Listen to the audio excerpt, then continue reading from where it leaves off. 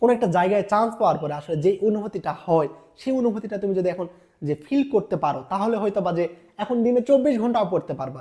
Chance পাওয়ার পরে অনুভূতিটা এত এইরকম যে তোমাকে বলে বোঝানো সম্ভব না। ওই অনুভূতি তুমি যদি একটু কল্পনা করতে পারো তাহলে হয়তো বা তুমি এখন 24 ঘন্টা পড়তেও দ্বিধাবোধ করবা না, তোমার কোনো মোটিভেশন লাগবে না। কোনো একটা জায়গায় চান্স পাওয়ার পরে তুমি তোমার আব্বু আম্মুকে যে হ্যাপিনেসটা দিতে পারবা সেটা হয়তো বা পৃথিবীতে আর অন্য কোনো কাজ করে কখনোই তুমি তাদেরকে দিতে পারবা না। এখন থেকে শুরু করো, নিজের সর্বোচ্চটা দিয়ে পড়াশোনা করো, তোমার পক্ষে যতটা সম্ভব কঠোর পরিশ্রম করো এবং নিজেকে এমন পর্যায়ে নিয়ে যাও যাতে তোমাকে নিয়ে তোমার বাবা মা গর্ব করতে পারে। কেমন? হ্যালো এভরিওয়ান, সালামু আলাইকুম। কি অবস্থা সবার? আশা করি তোমরা সবাই অনেক ভালো আছো। প্রশ্ন ব্যাংক সলভিং সিরিজের তাপগতিবিদ্যা অধ্যায়ের ওয়ান শটে ক্লাস নিয়ে চলে আসলাম। তোমাদের সিয়াম ভাইয়া পড়াশোনা করতেছি রুয়েটে।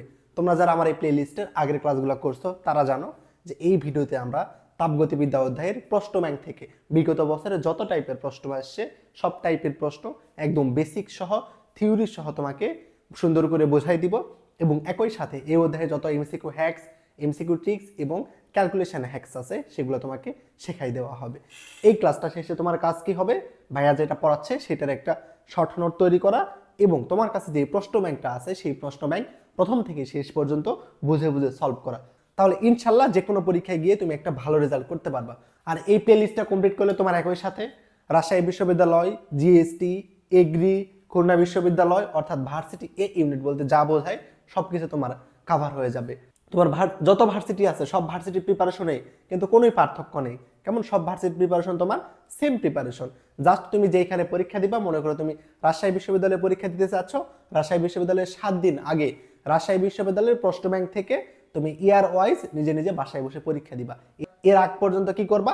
প্রশ্ন ব্যাংকটা, ভার্সিটি ক প্রশ্ন ব্যাংকটা একদম ভালো করে বুঝে বুঝে পড়বা, তাহলেই হবে। তো চলো কথা না বাড়িয়ে শুরু করি। দেখো প্রথম এমসিকিউতে আমাদের কি বলতেছে, এটা কক্ষে তাপমাত্রা 30 ডিগ্রি সেলসিয়াস, ফারেনহাইট স্কেলে এর মান কত? ফারেনহাইট স্কেলে এর মান কত? যে কোনো দুটা স্কেলের মধ্যে সম্পর্ক নির্ণয়ের একটা সূত্র আছে। কেমন? যে কি? তাপমাত্রা মাইনাস নিম্ন স্থির বিন্দু ডিভাইডেড বাই ঊর্ধ্ব স্থির বিন্দু মাইনাস নিম্ন স্থির বিন্দু। তাপমাত্রা মানে বোঝাচ্ছে যে একটা স্কেল কত পাঠ দেয় সেটা কি তাপমাত্রা বোঝাচ্ছে। নিম্ন স্থির বিন্দু মানে যে তাপমাত্রায় তোমার বরফ গলতে শুরু করে, অর্থাৎ আমাদের যে তাপমাত্রায় বরফ গলতে শুরু করে সেটা নিম্ন স্থির বিন্দু।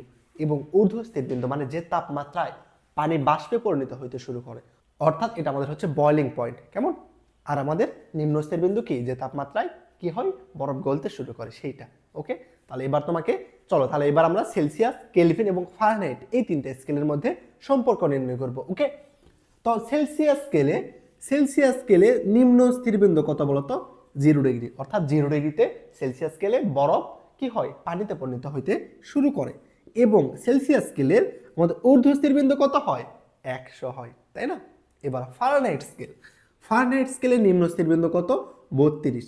তার মানে ফারেনহাইট স্কেলে 32 ডিগ্রিতে আমাদের বরফ পানিতে রূপান্তর হইতে শুরু করে অথবা বরফ গলতে শুরু করে। এবং ফারেনহাইট স্কেলের ঊর্ধ্ব স্থির বিন্দু কত? 212। এবার যদি আমরা কেলভিন স্কেলের কথা বলি, কেলভিন স্কেলের নিম্ন স্থির বিন্দু 273 এবং ঊর্ধ্ব স্থির বিন্দু কত আমাদের? 373। আশা করি এগুলো তোমরা জানো। যদি না জানো এগুলো খুব ভালো করে এই তিনটা বিষয় মুখস্থ রাখতে হবে। ঠিক আছে? সেলসিয়াস স্কেলের নিম্ন স্থির বিন্দু, সেলসিয়াস স্কেলের ঊর্ধ্ব স্থির বিন্দু। ফারেনহাইট স্কেলের নিম্ন স্থির বিন্দু 32, ঊর্ধ্ব স্থির বিন্দু 212। কেলভিন স্কেলের নিম্ন স্থির বিন্দু 273, ঊর্ধ্ব স্থির বিন্দু 373। এবার এই তিনটা স্কেলের মধ্যে আমরা সম্পর্ক নির্ণয় করব। তো দেখো সম্পর্ক নির্ণয়ের সূত্র কি ছিল? তাপমাত্রা। কেমন? তো সেলসিয়াস স্কেলের তাপমাত্রাকে আমরা ধরে নিলাম সি মাইনাস নিম্ন স্থির বিন্দু। সেলসিয়াস স্কেলের নিম্ন স্থির বিন্দু কত? 0 ডিভাইডেড বাই সেলসিয়াস স্কেলের ঊর্ধ্ব স্থির বিন্দু। ঊর্ধ্ব স্থির বিন্দু কত সেলসিয়াস স্কেলের বলো তো? 100 মাইনাস আমাদের সেলসিয়াস স্কেলের নিম্ন স্থির বিন্দু 0। বুঝছো? এবার আমরা এটার সাথে আমরা ফারেনহাইট স্কেলের সম্পর্ক নির্ণয় করব। তো ফারেনহাইট স্কেলের তাপমাত্রাকে আমরা এফ দ্বারা প্রকাশ করলাম। ফারেনহাইট স্কেল যেই পার্ট দিবে সেটাকে বলতেছি এফ। ফারেনহাইট স্কেলের নিম্ন স্থির বিন্দু কত বলতো? 32 ডিগ্রি ফারেনহাইট। এবং ফারেনহাইট স্কেলের ঊর্ধ্ব স্থির বিন্দু কত? আমাদের 212। আমরা এই পাশে একটু আগেই দেখলাম মাইনাস ফারেনহাইট স্কেলের নিম্ন স্থির বিন্দু ইকুয়াল টু এবার কেলভিন স্কেলের সাথে সম্পর্ক নির্ণয় করো। তাহলে কেলভিন স্কেলের তাপমাত্রাকে ধরতেছি কে মাইনাস কেলভিন স্কেলের নিম্ন স্থির বিন্দু অর্থাৎ 273 ডিভাইডেড বাই ঊর্ধ্ব স্থির বিন্দু 373 মাইনাস 273। ক্লিয়ার? তাহলে আমরা সেলসিয়াস, ফারেনহাইট, কেলভিন এই তিনটা স্কেলের মধ্যে সম্পর্ক নির্ণয় করতেছি। তুমি চাইলে এরকম আরো অসংখ্য স্কেলের মধ্যে সম্পর্ক নির্ণয় করতে পারো। তুমি রোদ থার্মোমিটার বলো বা তুমি একটা কোনো কিছু স্কেল তৈরি করছো, সেই স্কেলের সাথেও এটা তুমি সম্পর্ক নির্ণয় করতে পারবা। বুঝছো?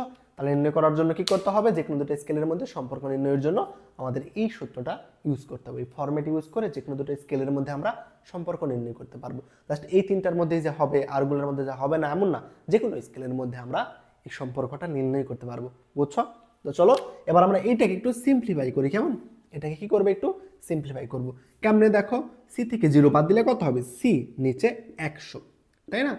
এফ মাইনাস 32 ডিভাইডেড বাই 212 থেকে 32 বাদ দিলে তুমি পাবা 180 equal to K minus 273 divided by নিচে কত? 100।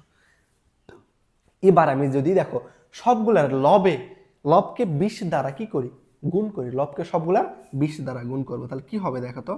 লবকে যদি আমরা 20 দ্বারা গুণ করি, সবগুলা লবকে যদি আমরা 20 দ্বারা গুণ করি, তাহলে 20 দ্বারা 100কে যদি কাটো কত হবে? 5।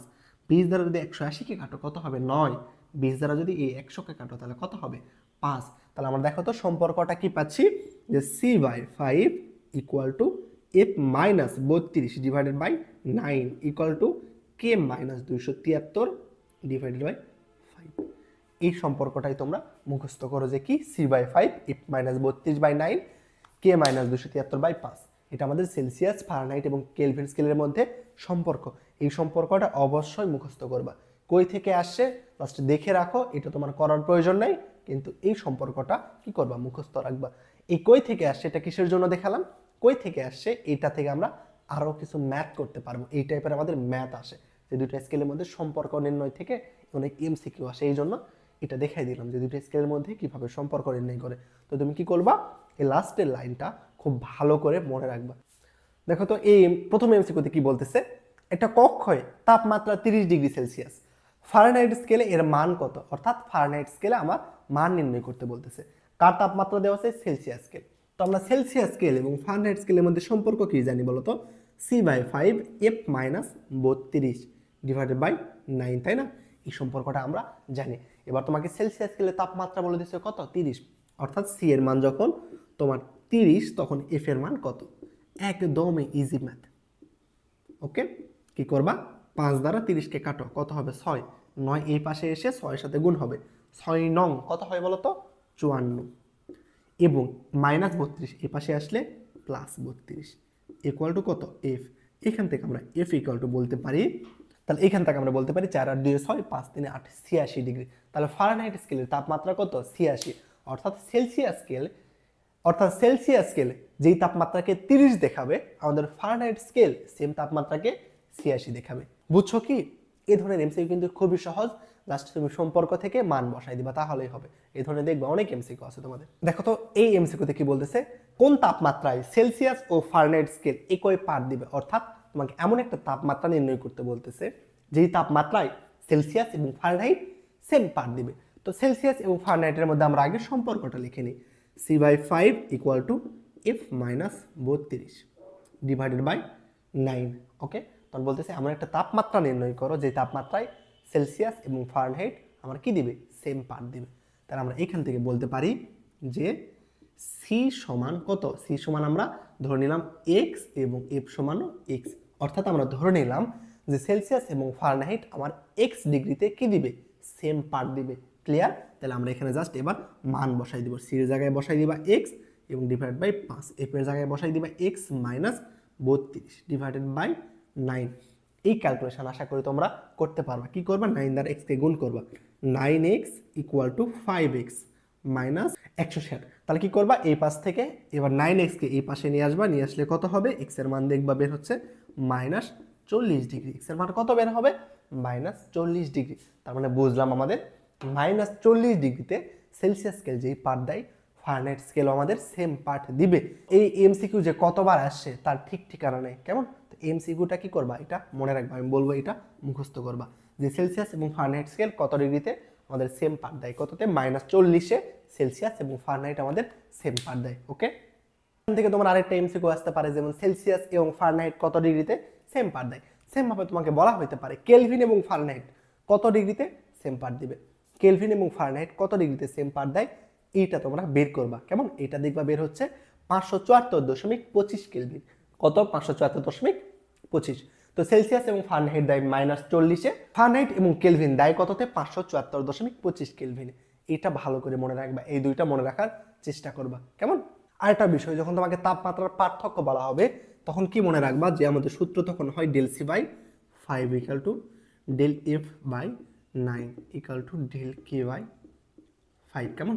তাপমাত্রার পার্থক্য যখন বলা হবে তখন আমাদের উপরে যে নিম্নস্তর বিন্দু মাইনাস ছিল, এখানে নিম্নস্তর বিন্দু আর মাইনাস হবে না। এটা একটু মনে রাখবা, ঠিক আছে? কই থেকে আসছে এটা এখন জানার প্রয়োজন নাই, জাস্ট যদি দেখাই দেই তোমাদের টাইম নষ্ট হবে। তো টাইম নষ্ট এখন একটা সেকেন্ড নষ্ট করার মতো টাইম নেই, জাস্ট এইটা মনে রাখবা যখন তোমার তাপমাত্রার পার্থক্য বলা হবে তখন ΔC/5 ΔF/9 ΔK/ কত হবে? 5। অর্থাৎ আমাদের যে এইখানে F-32 K-273/5 ছিল, এটা তাপমাত্রার পার্থক্যের ক্ষেত্রে আমাদের হবে না। ওকে, তো এই ম্যাথে কি বলতেছে দেখো তো, 1 কাপ পানির তাপমাত্রা 100 ডিগ্রি থেকে 35 ডিগ্রিতে নামানো হলো, ফারেনহাইট স্কেলে কত হবে? অর্থাৎ আমাদের দেখো ΔC এর মান কি হয়েছে, তাপমাত্রার পার্থক্য কত করছি, আমাদের ছিল 100, 100 থেকে 35 করছি, তার মানে কত বলো তো? 100 - 35। তো 100 মাইনাস যদি তুমি 35 করো তাহলে কত পাবা? আমাদের 65 ডিগ্রি, তাই না? তাহলে ΔCর পরিমাণ কত? আমাদের ΔCর পরিমাণ কত? 65। এবার আমাদের ফারেনহাইট স্কেলে কত সেইটা বের করব। তাহলে এই দুটার মধ্যে সম্পর্ক জাস্ট বসাই দেবা, ΔC সমান কত? 65। কেমন? এখানে তাপমাত্রার পার্থক্য নিছি না, প্রথমে ছিল 100, পরে করছি কত? 35। অর্থাৎ তাপমাত্রার পার্থক্য কত আমাদের? 100 - 35 কত? 65 ডিগ্রি। তাহলে তাপমাত্রার পার্থক্য বললে আমরা এই সূত্রটা ইউজ করব, আমাদের নিম্নস্তর বিন্দু আর মাইনাস করব না। /5 = ΔF = কত? 9। তাহলে এখান থেকে বলতে পারবো যে আমাদের ফারেনহাইট স্কেলে ফারেনহাইট স্কেলে এই 65 ডিগ্রি সেলসিয়াসের পার্থক্য কত হবে। অর্থাৎ আমরা এখন বের করব যে ফারেনহাইট স্কেল এই পার্থক্যে কত দেখাবে। কেমন? তাহলে কত হবে বলতো? যে 65/5 × 9, 65/5 × 9। এটা কি করবা? 5 দ্বারা 65কে কাটো, কত হবে বলতো? 13। তাহলে 13 দ্বারা এবার কত কে গুণ করবা? 9 কে গুণ করবা, করে দেখবা আসতেছে কত? 117। অ্যান্সার কত হবে? 117 ডিগ্রি ফারেনহাইট। অর্থাৎ আমাদের সেলসিয়াস স্কেলে যেই তাপমাত্রা পার্থক্য 65, আমাদের ফারেনহাইট স্কেলে সেই পার্থক্য কত? 117। এবার তোমাকে যদি বলা হয়তো কেলভিন স্কেলে তাপমাত্রার পার্থক্য বের করো, সেলসিয়াস স্কেলে যে পার্থক্য 65, কেলভিন স্কেলে সেটা কত? তো দেখো তো সেলসিয়াস এবং কেলভিনের মধ্যে সম্পর্ক কত আমাদের? ΔC/5 = ΔK/5, তাই না? এটা আমাদের কি সেলসিয়াস এবং কেলভিন স্কেলের মধ্যে তাপমাত্রার পার্থক্য নির্ণয়ের সূত্র। কি করবা? 5 5 কাটো, তাহলে ΔC = কত? ΔK। এই জন্যই আমরা বলি সেলসিয়াস স্কেলে কোনো তাপমাত্রার পার্থক্য যত, কেলভিন স্কেলে তাপমাত্রার পার্থক্য সেম। তাহলে সেলসিয়াস স্কেলে যদি 65 হয়, কেলভিন স্কেলেও তাপমাত্রার পার্থক্য 65 হবে। ক্লিয়ার? দেখো নেক্সট প্রশ্নটা দেখো কি বলতেছে, এটা ত্রুটিপূর্ণভাবে দাগান্বিত থার্মোমিটার স্বাভাবিক চাপে গলিত বরফে 5 ডিগ্রি এবং ফুটন্ত পানিতে 95 ডিগ্রি পাঠ দেয়। কত ডিগ্রি সেলসিয়াস তাপমাত্রায় থার্মোমিটারটি কি দিবে? সঠিক পাঠ দিবে। অর্থাৎ আমরা এখন দুইটা থার্মোমিটারের মধ্যে সম্পর্ক নির্ণয় করব। কেমন? একটা তোমার ত্রুটিপূর্ণ থার্মোমিটার, অর্থাৎ একটা মনে করো নষ্ট থার্মোমিটার, ত্রুটিপূর্ণ, যে থার্মোমিটারটা সঠিক পাঠ দিতে পারে না, এবং আমরা কার সাথে সম্পর্ক নির্ণয় করব? সেলসিয়াস স্কেলের সাথে সেটা সম্পর্ক নির্ণয় করব। আমরা কি জানি সম্পর্ক নির্ণয়ের সূত্র কি ছিল বলতো? যে তাপমাত্রা মাইনাস নিম্নস্থির বিন্দু ঊর্ধ্বস্থির বিন্দু মাইনাস নিম্নস্থির বিন্দু, তাই না? তাহলে আমাদের সেলসিয়াস স্কেলের তাপমাত্রা মাইনাস সেলসিয়াস স্কেলের নিম্নস্থির বিন্দু সেলসিয়াস স্কেলের ঊর্ধ্বস্থির বিন্দু মাইনাস সেলসিয়াস স্কেলের নিম্নস্থির বিন্দু ইকুয়াল টু, আমরা যেই থার্মোমিটারের সাথে সম্পর্ক নির্ণয় করতে চাচ্ছি সেই থার্মোমিটারের কি আমাদের তাপমাত্রা ধরে নিলাম, সেই থার্মোমিটারের তাপমাত্রা কত? x θ। কেমন? সেই থার্মোমিটারের তাপমাত্রা x θ মাইনাস সেই থার্মোমিটারের নিম্নস্থির বিন্দু অর্থাৎ x θ আইস। কেমন? এবং সেই থার্মোমিটারের ঊর্ধ্বস্থির বিন্দু অর্থাৎ xt মাইনাস x θ আইস। তাহলে এটা আমরা সূত্র থেকে লিখলাম যে সেলসিয়াস স্কেল এবং আরেকটা স্কেলের মধ্যে সম্পর্ক, সেলসিয়াস স্কেলের তাপমাত্রা মাইনাস সেলসিয়াস স্কেলের নিম্নস্থির বিন্দু ডিভাইডেড বাই সেলসিয়াস স্কেলের ঊর্ধ্বস্থির বিন্দু মাইনাস সেলসিয়াস স্কেলের নিম্নস্থির বিন্দু। এখানেও সেম, আরেকটা থার্মোমিটারের ত্রুটিপূর্ণ থার্মোমিটারের তাপমাত্রা মাইনাস ওই ত্রুটিপূর্ণ থার্মোমিটার তোমার বরফ গলনে কত তাপমাত্রা দেয় সেইটা ডিভাইডেড বাই ওই ত্রুটিপূর্ণ থার্মোমিটার আমাদের বাষ্পীভবনে কত তাপমাত্রা দেয় সেইটা মাইনাস নিম্নস্তর বিন্দু। জাস্ট এবার মান বসাই দিব। দেখো প্রশ্ন তাহলে কি বলতেছে, কত ডিগ্রি সেলসিয়াসে তাপমাত্রায় থার্মোমিটারটি সঠিক পাঠ দিবে। ধরে নিলাম থার্মোমিটারটি এক্স ডিগ্রিতে আমার কি করবে, সঠিক পাঠ দিবে। কত ডিগ্রিতে? এক্স ডিগ্রিতে আমাদের সঠিক পাঠ দিবে। ঠিক আছে, তাহলে আমরা এখান থেকে বলতে পারবো যে সি এর জায়গায় বসাইতে পারবো X divided by 100 minus X theta, অর্থাৎ আমরা এক্স থিটার জায়গাও কি বসাই দিতে পারবো এক্স, কারণ আমাদের ধরে নিয়েছি যে ওই আমাদের ত্রুটিপূর্ণ থার্মোমিটারটা আমাদের এক্স ডিগ্রিতে কি করবে, আমাদের সঠিক পাঠ দিবে। তাহলে এটার মান হবে এক্স মাইনাস নিম্নস্থির বিন্দু। দেখো তো ওই ত্রুটিপূর্ণ থার্মোমিটার নিম্নস্থির বিন্দু কত, 5। ওই ত্রুটিপূর্ণ থার্মোমিটার ঊর্ধ্বস্থির বিন্দু কত দেওয়া আছে, 95 মাইনাস নিম্নস্থির বিন্দু 5। এবার কি করবা দেখো তো, X by 100 equal to X থেকে 5 বাদ দাও, এক্স মাইনাস 5, 95 থেকে 5 বাদ দিলে কত, 90। এই শূন্য কাটো। এখন উভয় দিক থেকে কি করবা, জাস্ট যোগ বিয়োগ, 9x equal to 10x minus কত, 50, তাই না? 10xটাকে এই পাশে নিয়ে আসলে 9xটাকে যদি আমরা ওই পাশে নিয়ে যাই তাহলে কি হবে, x ইকুয়াল টু কত, x ইকুয়াল টু আমাদের হবে 50, x ইকুয়াল টু কত, 50। অর্থাৎ আমরা বলতে পারি 50 ডিগ্রি সেলসিয়াসে আমাদের এই ত্রুটিপূর্ণ থার্মোমিটার সঠিক পাঠ দিবে। বুঝছো যে কি, ত্রুটিপূর্ণ থার্মোমিটার আমাদের 50 ডিগ্রিতে সঠিক পাঠ দিবে। তাহলে অ্যান্সার কোনটা হবে দেখো তো, আমাদের বি নাম্বারটা। ওকে, দেখো পরের এমসিকিউতে কি বলতেছে, শক্তির সংরক্ষণ সূত্রটি তাপগতিবিদ্যার কোন সূত্রের সাহায্যে ব্যাখ্যা করা যায়। তাহলে বলো তো কোন সূত্রের সাহায্যে ব্যাখ্যা করা যায়, প্রথম সূত্রের সাহায্যে। আমাদের প্রথম সূত্র কি ছিল বলো তো, কোন একটা সিস্টেমে আমরা যে পরিমাণে তাপ দিব ওই তাপের কিছু অংশ অভ্যন্তরীণ শক্তিতে ব্যয় হবে এবং বাকি অংশ আমার কাজে রূপান্তর হবে। বুঝছো, মনে করি এটা একটা সিস্টেম, এটা একটা কি সিস্টেম। এই সিস্টেম আমরা যে পরিমাণে কি দিব, তাপ দিব, ধরে নাও এই সিস্টেমে আমরা কিউ পরিমাণে তাপ দিলাম, তাহলে এই যে পরিমাণে তাপ দিলাম এই তাপটা কি করবে, দুইটা কাজে ব্যয় হবে। কেমন, একটা কি করবে, অভ্যন্তরীণ শক্তি বৃদ্ধি করবে আর একটা কাজে রূপান্তর করবে। তো অভ্যন্তরীণ শক্তিটা কি, প্রত্যেক পদার্থের মধ্যে এক ধরনের নির্দিষ্ট পরিমাণে শক্তি থাকে যেটাকে আমরা বলি অভ্যন্তরীণ শক্তি, অর্থাৎ এই অণুপরমাণুর মধ্যে যে নিজস্ব শক্তি সেটা অভ্যন্তরীণ শক্তি। ওকে, এই তাপটা কি করবে, কিছু পরিমাণে আমার অভ্যন্তরীণ শক্তির বৃদ্ধিতে ব্যয় হবে। অভ্যন্তরীণ শক্তিকে আমরা যদি বলি ইউ, তার অভ্যন্তরীণ শক্তিতে আমাদের কিছু পরিমাণে তাপ ব্যয় হবে এবং কিছু পরিমাণে আমাদের কি করবে, কাজে রূপান্তর করবে। বুঝছো, কিছু পরিমাণে আমাদের কাজে রূপান্তর করবে। অর্থাৎ আমরা যেই পরিমাণে তাপ দিব তার একটা অংশ আমাদের অভ্যন্তরীণ শক্তি বৃদ্ধি করবে, আরেকটা অংশ আমাদের কি বৃদ্ধি করবে, আমাদের কাজে রূপান্তর হবে। ঠিক আছে, আরেকটা অংশ আমাদের কাজে রূপান্তর হবে। তো শক্তির সংরক্ষণশীলতা সূত্র অনুযায়ী জানি আমরা শক্তির কোনো কি হয় না, অপচয় হয় না। অর্থাৎ আমরা যেই পরিমাণে শক্তি দিচ্ছি ঠিক সেই পরিমাণে আমরা এই পাশে কি পাবো, আমাদের কাজ পাবো। ওকে, তো এইখান থেকে আমরা বলতে পারবি দেখো তো যে ডি কিউ অর্থাৎ তাপের ক্ষুদ্র পরিবর্তন ইকুয়াল টু আমরা যে পরিমাণে তাপ দিচ্ছি সেটা কয়টা কাজে রূপান্তর ব্যয় হবে, আমাদের অভ্যন্তরীণ শক্তির বৃদ্ধিতে এবং আমাদের একটা অংশ কাজে রূপান্তর হবে। বুঝছো যে আমরা কোনো সিস্টেমে যে পরিমাণে তাপ শক্তি দিচ্ছি সেটা দুইটা কাজে ব্যয় হচ্ছে, একটা অভ্যন্তরীণ শক্তি বৃদ্ধি করতেছে আরেকটা কাজ করতেছে।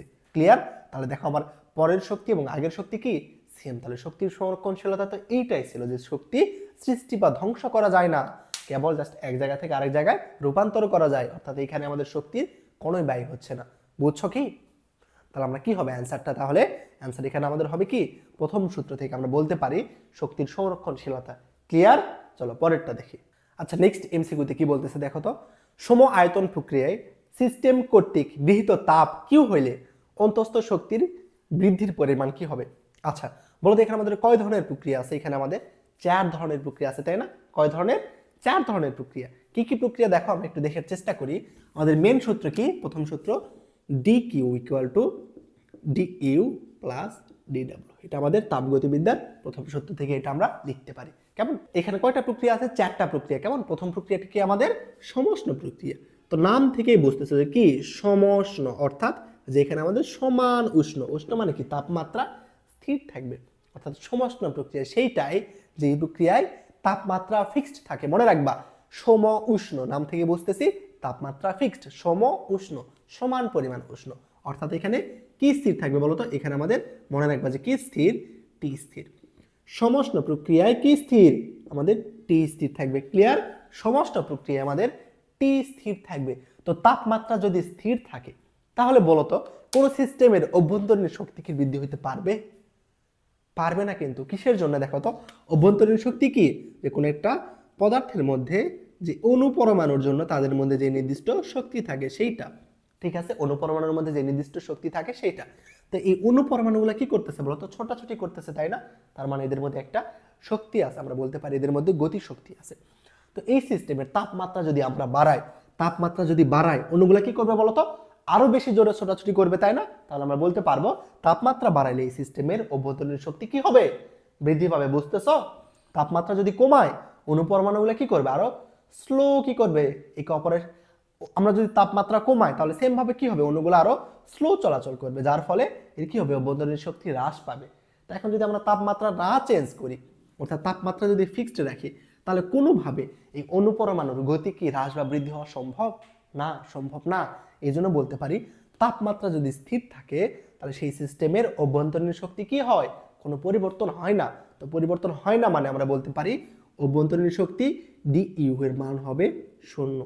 ক্লিয়ার কি? এইটা বোঝা অনেক অনেক বেশি গুরুত্বপূর্ণ যে সমস্ত প্রক্রিয়ায় আমাদের তাপমাত্রা স্থির থাকে। তাপমাত্রা স্থির মানে কি, যে তাপমাত্রা চেঞ্জ হচ্ছে না। তাপমাত্রা চেঞ্জ না হইলে আমরা এইরকম কোন সিস্টেমের অভ্যন্তরীণ শক্তি কোনো পরিবর্তন হইতে পারে না। অর্থাৎ আমরা বলতে পারবো যে অভ্যন্তরীণ শক্তির পরিবর্তন সমান 0। ক্লিয়ার? তাহলে বলো তো আমরা কি বলতে পারবো যে সমস্ত প্রক্রিয়ার জন্য এই ইকুয়েশনটা কি হবে, সমস্ত প্রক্রিয়ার জন্য ইকুয়েশনটা কি হবে বলো তো, ডিইউ এর পরিমাণ যদি 0 হয় তাহলে সমস্ত প্রক্রিয়ার জন্য আমরা বলতে পারবো যে ডিকিউ সমান ডিডব্লিউ। বুঝলা? যে সমস্ত প্রক্রিয়ার জন্য তাপগতিবিদ্যার প্রথম ইকুয়েশন কি হবে, আমাদের প্রথম ইকুয়েশনে ডিইউ অর্থাৎ অভ্যন্তরীণ শক্তির পরিমাণ 0 হইলে আমরা বলতে পারবো ডিকিউ ইকুয়াল টু ডিডব্লিউ। এটা কিসের জন্য, আমাদের সমস্ত প্রক্রিয়ার জন্য, আমাদের কি তাপগতিবিদ্যার প্রথম সূত্র। তো এই ইকুয়েশনটা কি নির্দেশ করতেছে বলতো, ডিকিউটা কি ছিল, আমাদের একটা সিস্টেমে যে পরিমাণে তাপ দিচ্ছে তার পরিবর্তন। অর্থাৎ আমরা বলতে পারি একটা সিস্টেমে আমরা যে পরিমাণে তাপ দিচ্ছি তার সম্পূর্ণ অংশই কাজে রূপান্তর হচ্ছে। বুঝছো কি হচ্ছে, একটা সিস্টেমে আমরা যে পরিমাণে তাপ দিচ্ছি ঠিক সেই পরিমাণে কি হচ্ছে, কাজে রূপান্তর হচ্ছে, তাই না? তাহলে এই কোয়েশ্চনটা কি নির্দেশ করতেছে, আমরা কোনো সিস্টেমে যে পরিমাণে তাপ দিচ্ছি ঠিক সেই পরিমাণে কাজই হচ্ছে। তো আমরা চাই যে যে কোনো সিস্টেমে সমস্ত প্রক্রিয়া করার জন্য, কিসের জন্য দেখো তো, মনে করো যে তুমি একটা পাতিলে করে, স্টিলের পাতিলে পানি গরম করতে চাচ্ছ। তো স্টিলের পাতিলটাকে যখন তুমি চুলার উপর রাখবা তখন কি হবে, চুলা কি দিবে, তাপ দিবে, তাই না? তাপ দেওয়ার ফলে প্রথমে কি আগে পানি গরম হবে, হবে না, আগে কি গরম হবে, মানে স্টিলের পাতিলটা গরম হবে। তার মানে কি স্টিল আগে নিজের অভ্যন্তরীণ শক্তি বাড়ায় নিচ্ছে, তারপরে ও কি করবে, তাপমাত্রা স্থানান্তর করবে। বুঝছো? তাহলে এখানে আমাদের কি করতেছে, স্টিল আগে নিজের অভ্যন্তরীণ শক্তি বৃদ্ধি করে নিচ্ছে, তারপরে ও কি করবে, তাপ স্থানান্তর করবে। আমরা কি চাই যে পাতিলটা গরম হোক? চাই না, আমরা কি চাই, পানিটা গরম হোক। তার আমরা যদি ওই প্রক্রিয়াটাকে কোনোভাবে সমষ্ণ করতে পারি, তো তাপমাত্রা যদি স্থির রেখে প্রক্রিয়াটা সংগঠিত করতে পারি, যে পরিমাণে তাপ দিব ঠিক সেই পরিমাণে কাজ পাবো। এখানে অভ্যন্তরীণ শক্তি বৃদ্ধিতে কোনো শক্তি ব্যয় হবে না। বুঝছো? আর আমাদের সমষ্ণ প্রক্রিয়ার জন্য কাজ নির্ণয় সূত্র, সমষ্ণ প্রক্রিয়ার জন্য কাজ নির্ণয় সূত্র মনে রাখবা, W equal to NRT ln V2/V1। এটা কি আমাদের সমষ্ণ প্রক্রিয়ার জন্য কাজ নির্ণয় সূত্র, W equal to NRT ln V2/V1। কেমন? আরেকটা বিষয় কি মনে রাখবা, সমষ্ণ প্রক্রিয়াটা সবসময় ধীরে ধীরে সংঘটিত হয়, স্লোলি হয় সমষ্ণ প্রক্রিয়া। আর যেটা রুদ্ধতাপীয় প্রক্রিয়া সেটা হঠাৎ করে সংঘটিত হয়, একদম বুম, মনে করো যে বোম ব্লাস্ট হচ্ছে, এমন খুব ফাস্ট হবে, তুমি বুঝতেই পারবে না। কেমন? এটা আমাদের কি, যে রুদ্ধতাপীয় প্রক্রিয়া, রুদ্ধতাপীয় প্রক্রিয়া হঠাৎ করে সংঘটিত হয়। কেমন? বুঝছো? তাহলে আমরা বলতে পারি যে সমষ্ণ প্রক্রিয়া আস্তে আস্তে সংঘটিত হয় আর রুদ্ধতাপীয় প্রক্রিয়া হঠাৎ করে সংঘটিত হয়। দেখো এবার আমরা কি বলবো, যে রুদ্ধতাপীয় প্রক্রিয়া, কি প্রক্রিয়া, রুদ্ধতাপীয় প্রক্রিয়া। রুদ্ধতাপীয় প্রক্রিয়া মানে কি, যে প্রক্রিয়া হঠাৎ করে সংঘটিত হয়। তো রুদ্ধতাপীয় প্রক্রিয়ার ক্ষেত্রে কি হয়, রুদ্ধতাপীয় প্রক্রিয়া একটা আইসোলেটেড সিস্টেমের মধ্যে হয়, অর্থাৎ যেই সিস্টেমে আমরা তাপ দিতেও পারবো না, তাপ নিতেও পারবো না। তো এমন একটা সিস্টেম, যেই সিস্টেম তাপ গ্রহণও করবে না, বর্জনও করবে না। বুঝছো? যে রুদ্ধতাপীয় প্রক্রিয়া মানে কি, যেই প্রক্রিয়া আমরা তাপ দিতেও পারবো না, তাপ নিতেও পারবো না, অর্থাৎ কি স্থির থাকবে, তাপ স্থির। এইটা খুব ভালো ভালো করে মনে রাখবা যে রুদ্ধতাপীয় প্রক্রিয়ায় আমরা তাপ দিতেও পারি না, তাপ নিতেও পারি না, অর্থাৎ এটা একটা আইসোলেটেড সিস্টেম। তাহলে রুদ্ধতাপীয় প্রক্রিয়ায় কি স্থির বলতো, এখানে মনে রাখবা তাপ স্থির। কি স্থির? তাপ স্থির। রুদ্ধতাপীয় প্রক্রিয়ায় আমাদের তাপ স্থির, আর সমষ্ণ প্রক্রিয়ায় তাপমাত্রা স্থির। এই দুটো তোমাদের এইখান থেকে এমসিকিউ আসতে পারে, এখান থেকে আসলে 80% পোলাপানি ভুল করবা। যে সমষ্ণ প্রক্রিয়া মানে মনে রাখবা তাপমাত্রা স্থির, আর রুদ্ধতাপীয় প্রক্রিয়া মানে কি স্থির, আমাদের তাপ স্থির। রুদ্ধতাপীয় প্রক্রিয়া কি হয়, আমরা কোন সিস্টেমে তাপ দিতেও পারি না, নিতেও পারি না। ক্লিয়ার? তাহলে তাপ যদি দিতেও না পারি, নিতেও যদি না পারি, তাহলে আমাদের কার পরিমাণ শূন্য বলতো? যেই পরিমাণে তাপ দেই সেটা কি ছিল? আমাদের ডি কিউ, তাই না? অর্থাৎ আমাদের প্রদত্ত তাপের পরিমাণ কি হবে? শূন্য হবে। তাহলে ডি কিউ এর পরিমাণ যদি শূন্য হয়, তাহলে এই ইকুয়েশন আমরা কি লিখতে পারি বলতো? D U equal to minus D W. বুঝছো যে আমাদের তাপের পরিমাণ যদি শূন্য হয়, অর্থাৎ ডি কিউ যদি শূন্য হয়, তাহলে রুদ্ধতাপীয় প্রক্রিয়ার ইকুয়েশন হবে D U equal to minus D W. এটাকে নির্দেশ করে আমাদের কোনো সিস্টেমের যদি অভ্যন্তরীণ শক্তি বৃদ্ধি পায়, তাহলে কাজ কি হবে? হ্রাস পাবে। আর কাজ যদি আমরা বৃদ্ধি করতে চাই, অর্থাৎ কাজ যদি পাইতে চাই, তাহলে আমাদের অভ্যন্তরীণ শক্তি হ্রাস পাবে। বুঝছো? এটা একটা আরেকটা ব্যস্তানুপাতিক সম্পর্ক নির্দেশ করতেছে, কারণ সামনে মাইনাস আছে। ক্লিয়ার? এবার চলো আমরা দেখি যে রুদ্ধতাপীয় প্রক্রিয়ার জন্য কাজ নির্ণয়ের সূত্র কি। রুদ্ধতাপীয় প্রক্রিয়ার জন্য কাজ নির্ণয়ের সূত্র W equal to NR divided by gamma minus 1 into রুদ্ধতাপীয় প্রক্রিয়ার জন্য কাজ নির্ণয়ের সূত্র W equal to NR divided by gamma minus 1 into T1 minus T2। এটা আমাদের কি? কোনো রুদ্ধতাপীয় প্রক্রিয়ার জন্য কাজ নির্ণয়ের সূত্র W equal to NR divided by gamma minus 1 into T1 minus T2। সমষ্ণ প্রক্রিয়া, রুদ্ধতাপীয় প্রক্রিয়া, খুব ভালো করে মনে রাখবা। এবার আমরা আসি সমচাপ প্রক্রিয়া। সমচাপ মানে কি বলতো ভাইয়া? যেখানে আমাদের কি স্থির? চাপ স্থির। সমচাপ মানে চাপ স্থির। ক্লিয়ার? সমচাপ মানে কি? চাপ স্থির। তো চাপ যদি স্থির থাকে, দেখো তো আমাদের প্রথম সূত্রে, তাপগতিবিদ্যার প্রথম সূত্রে কোনো কি চেঞ্জ আসবে? বলতো কোনো চেঞ্জ আসবে না। চাপ স্থির রাখলে আমাদের কোনো কিছু চেঞ্জ আসবে না। অর্থাৎ আমাদের এখানে ইকুয়েশন আগেরটাই থেকে যাবে, D Q equal to D U plus D W.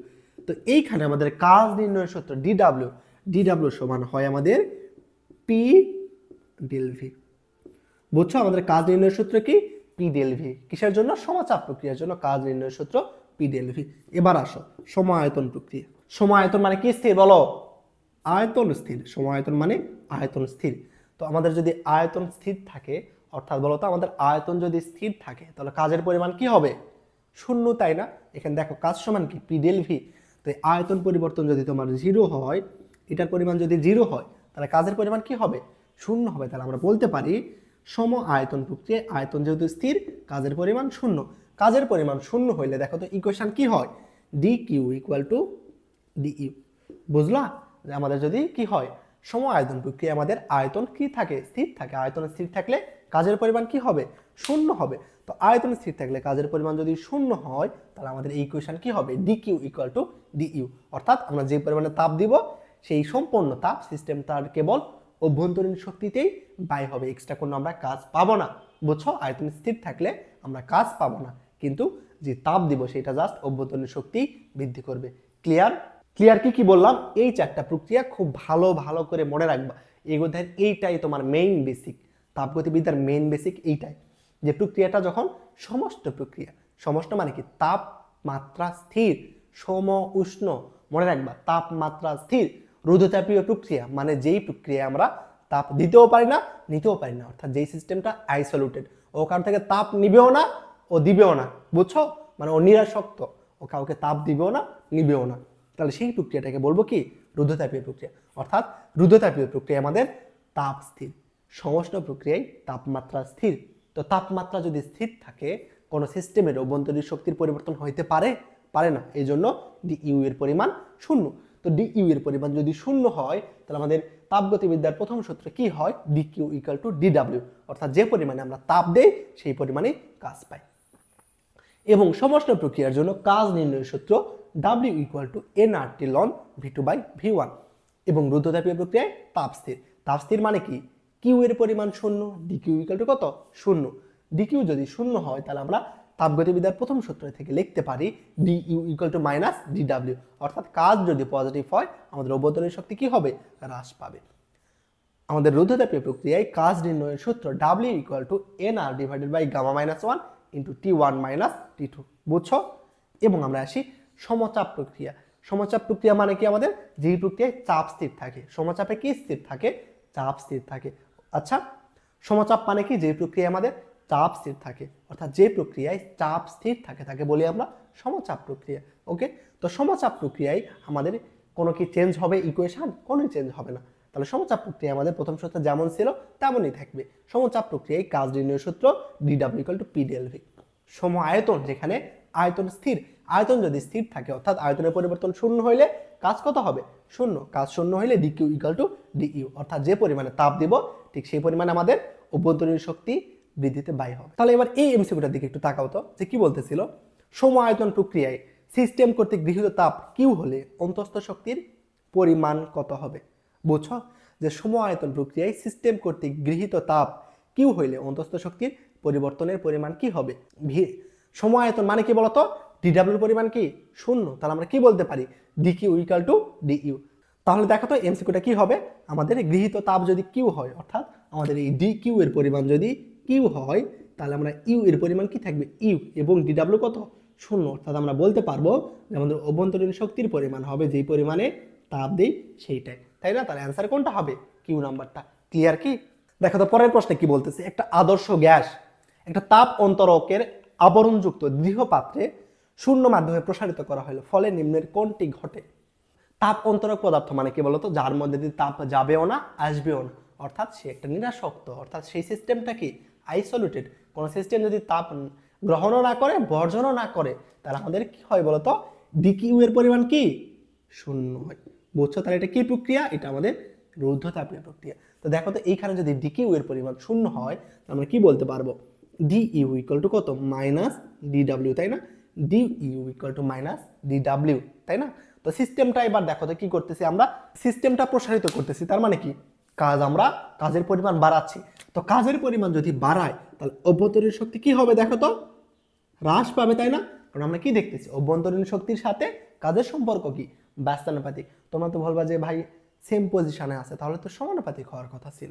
হ্যাঁ, সেম পজিশনে আছে, ঠিক আছে, কিন্তু সামনে একটা কি আছে দেখো তো? মাইনাস না? কিন্তু সামনে যে একটা মাইনাস আছে এই জন্য কি হবে? সম্পর্কটা ব্যস্তানুপাতিক। অর্থাৎ কাজে যদি আমরা কি করি, কাজ যদি পাই, কাজের পরিমাণ যদি বাড়ায় তাহলে ডিউ এর পরিমাণ কি হবে? কমতে থাকবে। অর্থাৎ কাজ যদি পজিটিভ হয় অভ্যন্তরীণ শক্তি তত হ্রাস পাইতে থাকবে। তো সিস্টেম যদি প্রসারিত করো তার কাজের পরিমাণ কি হবে? পজিটিভ না? অর্থাৎ কাজ আমরা কি পাবো? বেশি পাবো। কাজ যদি বেশি হয় অভ্যন্তরীণ শক্তির মান কি হবে? হ্রাস পাবে। বুঝছো? আর কোন সিস্টেমের যদি অভ্যন্তরীণ শক্তি হ্রাস পায় তাহলে সিস্টেমটা আমাদের শীতল হবে নাকি আরো বেশি উত্তপ্ত হবে বলতো? কোন সিস্টেমের অভ্যন্তরীণ শক্তি যদি হ্রাস করো, কি বললাম? অভ্যন্তরীণ শক্তি কি? অণুপরমাণুর মধ্যে যেই শক্তি সেইটা। অভ্যন্তরীণ শক্তির পরিমাণ যদি হ্রাস করো অর্থাৎ যেই অভ্যন্তরীণ শক্তি আছে সেটা যদি তুমি কমাও তাহলে কি হবে? আমাদের সিস্টেমের অণুপরমাণুগুলো কি? শক্তি কমে যাবে, তাই না? অভ্যন্তরীণ শক্তি কমে যাবে। তুমি কি করতেছো? সিস্টেমের অভ্যন্তরীণ শক্তি কি করতেছো? কমাচ্ছ। তো অভ্যন্তরীণ শক্তি যদি কমাও সিস্টেমটা কি হবে? শীতল হবে, তাই না? কিসের জন্য? দেখো তুমি সিস্টেমটাকে যদি এবার মনে করো যে তুমি তাপ দিচ্ছ, সিস্টেমটাকে কি দিচ্ছ? তাপ দিচ্ছ, অর্থাৎ সিস্টেমটাকে তুমি উত্তপ্ত করতেছো। উত্তপ্ত করলে কি হবে? অণুপরমাণুগুলো বেশি ছোটাছুটি করবে, যার ফলে কি হবে? গতিশক্তি বৃদ্ধি পাবে। বলতে পারবো তাহলে আমাদের সিস্টেমের তাপমাত্রা বৃদ্ধি করলে সিস্টেমের অভ্যন্তরীণ শক্তি বৃদ্ধি পায়। এবার তুমি উল্টা করে চিন্তা করো, তাহলে তুমি সিস্টেমের যদি কি করো? সিস্টেমের অভ্যন্তরীণ শক্তি হ্রাস করো, সিস্টেমটা নিশ্চয়ই শীতল হবে, তাই না? সিস্টেমকে যদি তুমি তাপ দাও অভ্যন্তরীণ শক্তি বৃদ্ধি পায়। এবার তুমি উল্টা কাজটা করতেছো, সিস্টেম থেকে কি করতেছো? সিস্টেমটাকে তুমি এবার তুমি একটু উল্টা করে চিন্তা করো যে কি করতেছো? সিস্টেমের তুমি অভ্যন্তরীণ শক্তি হ্রাস করতেছো, তাহলে তাপমাত্রাও হ্রাস পাবে। বুঝছো? আমরা বলতে পারি কোন সিস্টেমের অভ্যন্তরীণ শক্তি যদি হ্রাস পায় তাপমাত্রাও কি হবে? হ্রাস পাবে, অর্থাৎ সিস্টেমটা শীতল হবে। ক্লিয়ার? তো আমরা কি হচ্ছে বলতো? একটা সিস্টেমকে যখন প্রসারিত করতেছি তার মানে কি? অভ্যন্তরীণ শক্তি হ্রাস পাচ্ছে। অভ্যন্তরীণ শক্তি হ্রাস পাইলে সিস্টেমটা কি হবে? শীতল হবে। ক্লিয়ার কি তোমরা বলো তো? আশা করি এটা তোমরা বুঝছো। এটাকে তোমরা সূত্র দ্বারা না বোঝো, এটাকে একটু নিজের মতো করে মনে রাখতে পারো। কিভাবে মনে রাখতে পারো দেখো, চিন্তা করো। যেমন একটা সিস্টেম, কেমন একটা সিস্টেম, যে সিস্টেমকে তুমি প্রসারিত করলো, তুমি যদি প্রসারিত করো তাহলে কি হবে? আয়তন বৃদ্ধি পাবে, তাই না? অণুগুলা কি করবে? অভ্যন্তরীণ শক্তি হ্রাস পাবে না? কিসের জন্য? কারণ দেখো তো তুমি আয়তন বৃদ্ধি করতেছো, অণুগুলা কি আগের মতো একজন আরেকজনের সাথে সংঘর্ষ করতে পারবে? পারবে না। ওরা বড় জায়গা পাবে, বড় জায়গায় ওরাই শান্তি মতো থাকবে, ওরা সংঘর্ষ করতে চাইবে না। এই জন্য অভ্যন্তরীণ শক্তি হ্রাস পাবে। সিস্টেমটা যদি প্রসারিত করি অভ্যন্তরীণ শক্তি হ্রাস পাবে, অর্থাৎ সিস্টেমটা কি হবে? শীতল হবে। সেম ভাবে একটা সিস্টেমের যদি আমরা কি করি? সংকুচিত করি, অর্থাৎ সংকুচিত করা মানে কি? আয়তন হ্রাস করা। আয়তন যদি হ্রাস করি তাহলে কি হবে বলতো? অণুগুলা কাছাকাছি আসবে, তাই না? কাছাকাছি আসলে কি করবে? বেশি সংঘর্ষে লিপ্ত হবে, অর্থাৎ সিস্টেমটার কি হবে? আমাদের তখন অভ্যন্তরীণ শক্তি বৃদ্ধি পাবে। অভ্যন্তরীণ শক্তি বৃদ্ধি পাওয়া মানে তাপমাত্রা বৃদ্ধি পাওয়া। আশা করি তোমাদের এই বিষয়টা ক্লিয়ার করতে পারছি। তাহলে অপশানে এবার দেখো তো যে তুমি কি করতেছো? সিস্টেমটা প্রসারিত করতেছো, তাহলে কোন ঘটনা ঘটবে? অন্তস্থ শক্তির কোনো পরিবর্তন হবে না, এটা কি সঠিক? না, আমাদের অন্তস্থ শক্তির পরিবর্তন হবে। আমরা কি পরিবর্তন হবে? সিস্টেমের তুমি যদি কি করো, প্রসারিত করো, তাহলে অভ্যন্তরীণ শক্তি হ্রাস পাবে, তাই না? এবং দেখো বি কি বলতেছে, তাপমাত্রা হ্রাস পায়, এটা তোমাদের সঠিক। এটা কি বি নাম্বার কি বলতেছে, দেখো তো, তাপমাত্রা হ্রাস পায়। তাপমাত্রা কি হ্রাস পায় সিস্টেম প্রসারিত হইলে? হ্যাঁ, সিস্টেম যদি প্রসারিত হয় অভ্যন্তরীণ শক্তি হ্রাস পাবে, অর্থাৎ তাপমাত্রা হ্রাস পাবে।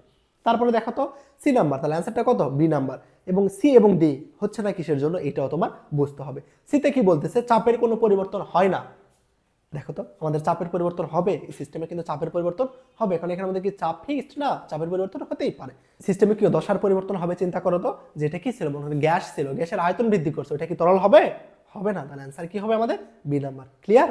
এই প্রশ্নটা দেখো তো, রুদ্ধতাপীয় প্রক্রিয়ায় কোন ভৌত রাশিটা স্থির থাকে? আমাকে বলো তো কোন ভৌত রাশি স্থির থাকে? আশা করি সবাই পারতেছে। কোনটা স্থির থাকে? তাপ স্থির থাকে, তাই না? আমরা একটু আগেই দেখলাম যে রুদ্ধতাপীয় প্রক্রিয়ায় তাপ স্থির থাকে, আর সমস্ত প্রক্রিয়া কি স্থির থাকে? তাপমাত্রা স্থির থাকে। এবার অপশান চেক করো তো, অপশানে কি আমাদের তাপ আছে? নাই, তাহলে কি দিবা? তাপমাত্রা কি দিবা? অনেকে এটা দেখি তাপমাত্রা দিয়ে দিবে, রুদ্ধতাপীয় প্রক্রিয়া তাপমাত্রা স্থির থাকে। এই ভুলটা কিন্তু করা যাবে না, মনে রাখবা। সমস্ত প্রক্রিয়া তাপমাত্রা স্থির, রুদ্ধতাপীয় প্রক্রিয়ায় তাপ স্থির। রুদ্ধতাপীয় প্রক্রিয়ায় কি স্থির? তাপ স্থির। অপশানে কি আমাদের তাপ আছে? নাই।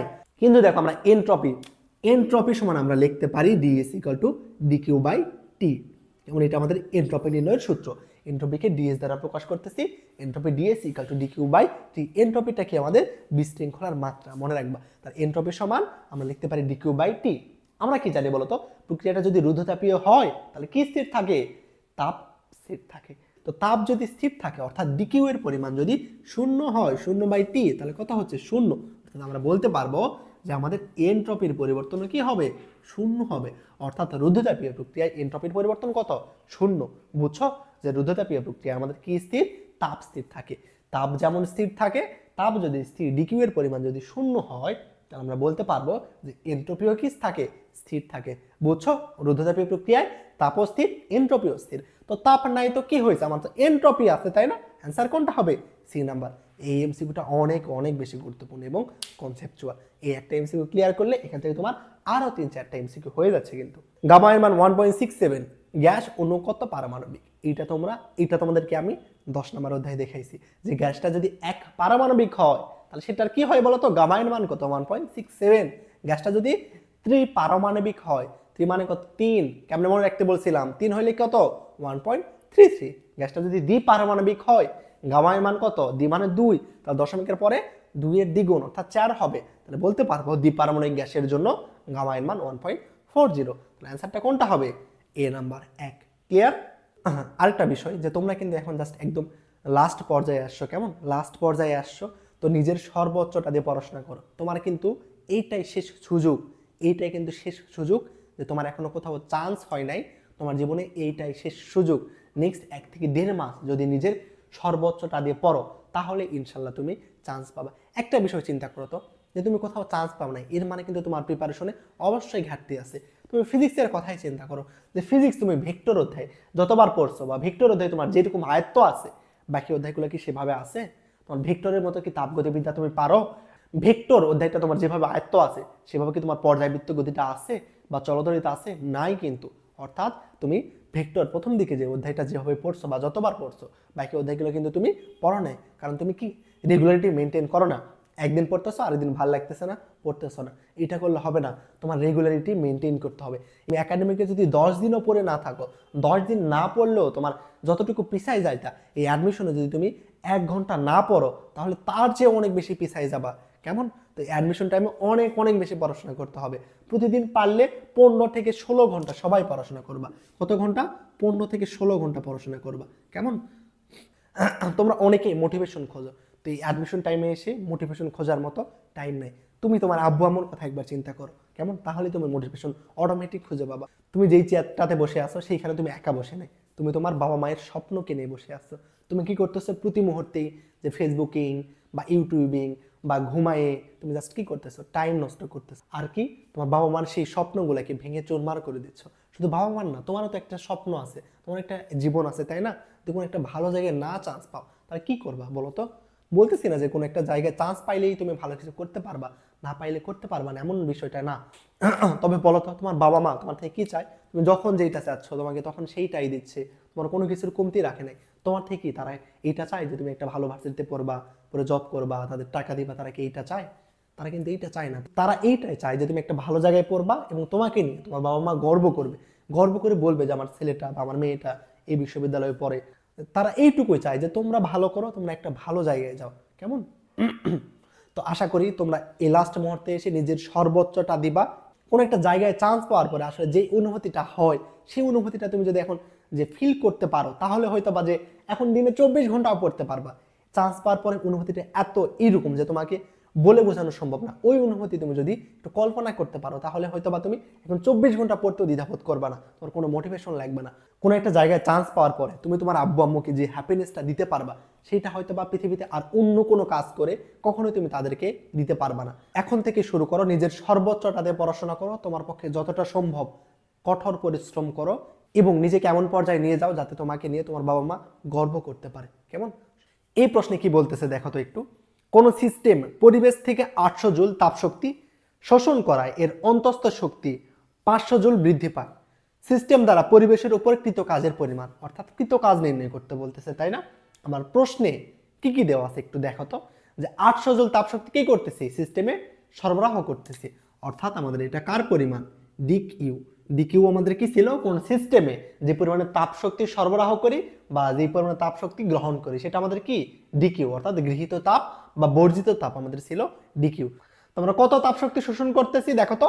800 জুল। তাহলে ডিকিউ এর পরিমাণ হবে আমাদের 800 জুল। ক্লিয়ার? এবার আরেকটা কি দেওয়া আছে যে অন্তস্থ শক্তি বৃদ্ধি, অর্থাৎ অন্তস্থ শক্তি, অন্তস্থ শক্তির পরিবর্তন কি ছিল? ডিইউ। ডিইউ সমান দেওয়া আছে আমাদের প্রশ্নে 500 জুল। ডিইউ সমান দেওয়া আছে কত? 500 জুল। এবার কোশ্চেনে বলতেছে কাজ কত নির্ণয় করো। তো তাপগতিবিদ্যার প্রথম সূত্র থেকে আমরা জানি যে কি বলতো? DQ equal to D U plus D W, তাই না? কার মান বের করতে হবে? কাজের মান, অর্থাৎ ডিডব্লিউ। তাইলে চলো জাস্ট এখন মান বসাই দিবা সূত্রে। ডিকিউ এর মান পরিমাণ কত? 800 ইকুয়াল টু ডিইউ কত? 500 প্লাস ডিডব্লিউ। জাস্ট এখান থেকে ডিডব্লিউ বের করো। কেমনে করবা? 800 থেকে 500 বাদ দাও, কত হবে? 300 জুল। তাইলে আমরা বলতে পারি কাজ ডিডব্লিউ ইকুয়াল টু 300 জুল। বুঝছো না? তাহলে আমাদের কাজ কি হবে? 300 জুল। দেখো তো 300 জুল কি অপশনে আছে? আছে, ডি নাম্বার। খুবই ইজি ম্যাথ ছিল এটা। এর প্রশ্নে কি বলতেছে বলতো? যে কোন অবস্থায় একটা বস্তুর এনট্রপি সবচেয়ে কম থাকে? এনট্রপি মানে কি বলতো?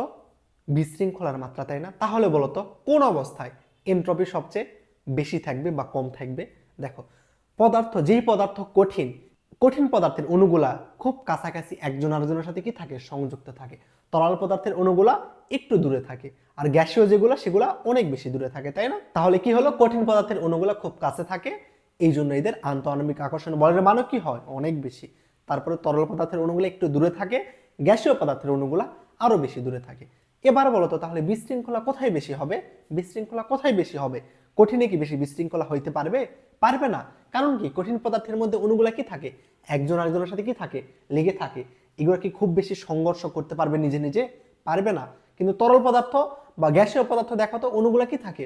অনেক দূরে দূরে থাকে, অর্থাৎ এরা ভিতরে গ্যাসীয় পদার্থের মধ্যে অনেক বড় স্পেস পায়, এই জন্য একজন আরেকজনের সাথে সহজে সংঘর্ষে লিপ্ত হইতে পারে। তাহলে আমরা এখান থেকে বলতে পারি যে কঠিন পদার্থের এনট্রপির পরিমাণ সবচেয়ে কম, তারপরে তরল, তারপরে বাষ্প। বাষ্প চা আমাদের আরেকটা কি আছে বলতো? প্লাজমা।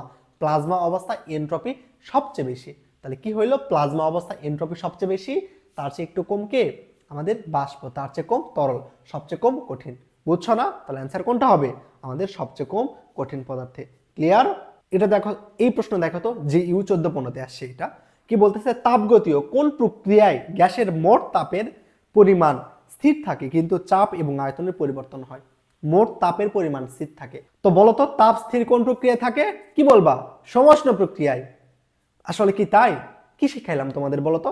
তাপ কি আমাদের সমষ্ণ প্রক্রিয়ায় স্থির থাকে? না, তাপমাত্রা সমষ্ণ প্রক্রিয়ায় স্থির থাকে। খুব ভালো করে মনে রাখবা যে কি? তাপমাত্রা সমষ্ণ প্রক্রিয়ায় স্থির থাকে। আর আমাদের রুদ্ধতাপীয় প্রক্রিয়ায়, যেই প্রক্রিয়াটা রুদ্ধতাপীয়, রুদ্ধতাপীয় মানে কি? যে এমন একটা সিস্টেম যে সিস্টেমে আমাদের বাহিরে থেকে কোনো তাপ আসতে পারবে না, আবার ভিতর থেকে তাপ বাইরে হইতে পারবে না। অর্থাৎ যেই সিস্টেমে কোনো তাপের আদান প্রদান করে না তাকে আমরা বলি রুদ্ধতাপীয় প্রক্রিয়া। তাপের যদি আদান প্রদান না করে তাহলে কি বুঝবো আমরা, যে তাপ স্থির থাকবে। তো রুদ্ধতাপীয় প্রক্রিয়ায় কি স্থির, আমাদের তাপ স্থির। এটা খুব ভালো করে মনে রাখবা, রুদ্ধতাপীয় প্রক্রিয়ায় তাপ স্থির, সমষ্ণ প্রক্রিয়ায় তাপমাত্রা স্থির। ক্লিয়ার কি? তাহলে বলো তো অ্যান্সার কি হবে? আমাদের তাপের পরিমাণ স্থির থাকে, অর্থাৎ আমাদের প্রক্রিয়াটা কি রুদ্ধতাপীয় প্রক্রিয়া। সমষ্ণ প্রক্রিয়ায় তাপমাত্রা স্থির, সম আয়তন প্রক্রিয়ায় আয়তন স্থির, সমচাপ প্রক্রিয়ায় চাপ স্থির। এবার নেক্সট কোশ্চেন দেখো কি বলতেছে, 10 মোল গ্যাসের রুদ্ধতাপীয় প্রসারণের সময় 100 জুল কাজ সম্পাদিত হয়, উক্ত ব্যবস্থায় অন্তস্থ শক্তির পরিবর্তন কত? অন্তস্থ শক্তির পরিবর্তন চাচ্ছে। প্রক্রিয়াটা কি দেখাতো আগে, রুদ্ধতাপীয় প্রক্রিয়া দেখছো মানে ওখানে আমাদের কিউ এর পরিমাণ কত? 0, অর্থাৎ গৃহীত তাপ এবং বর্জিত তাপের পরিমাণ 0। আমরা বলতে পারি যে ডি কিউ ইকুয়াল টু 0। কিসের জন্য? কারণ প্রক্রিয়াটা আমার ছিল রুদ্ধতাপীয় প্রক্রিয়া এবং এখানে কি দেওয়া আছে, কাজ কত দেওয়া আছে বলতো? 100 জুল, অর্থাৎ ডিডব্লিউর পরিমাণ দেওয়া আছে কত? 100 জুল, তাই না?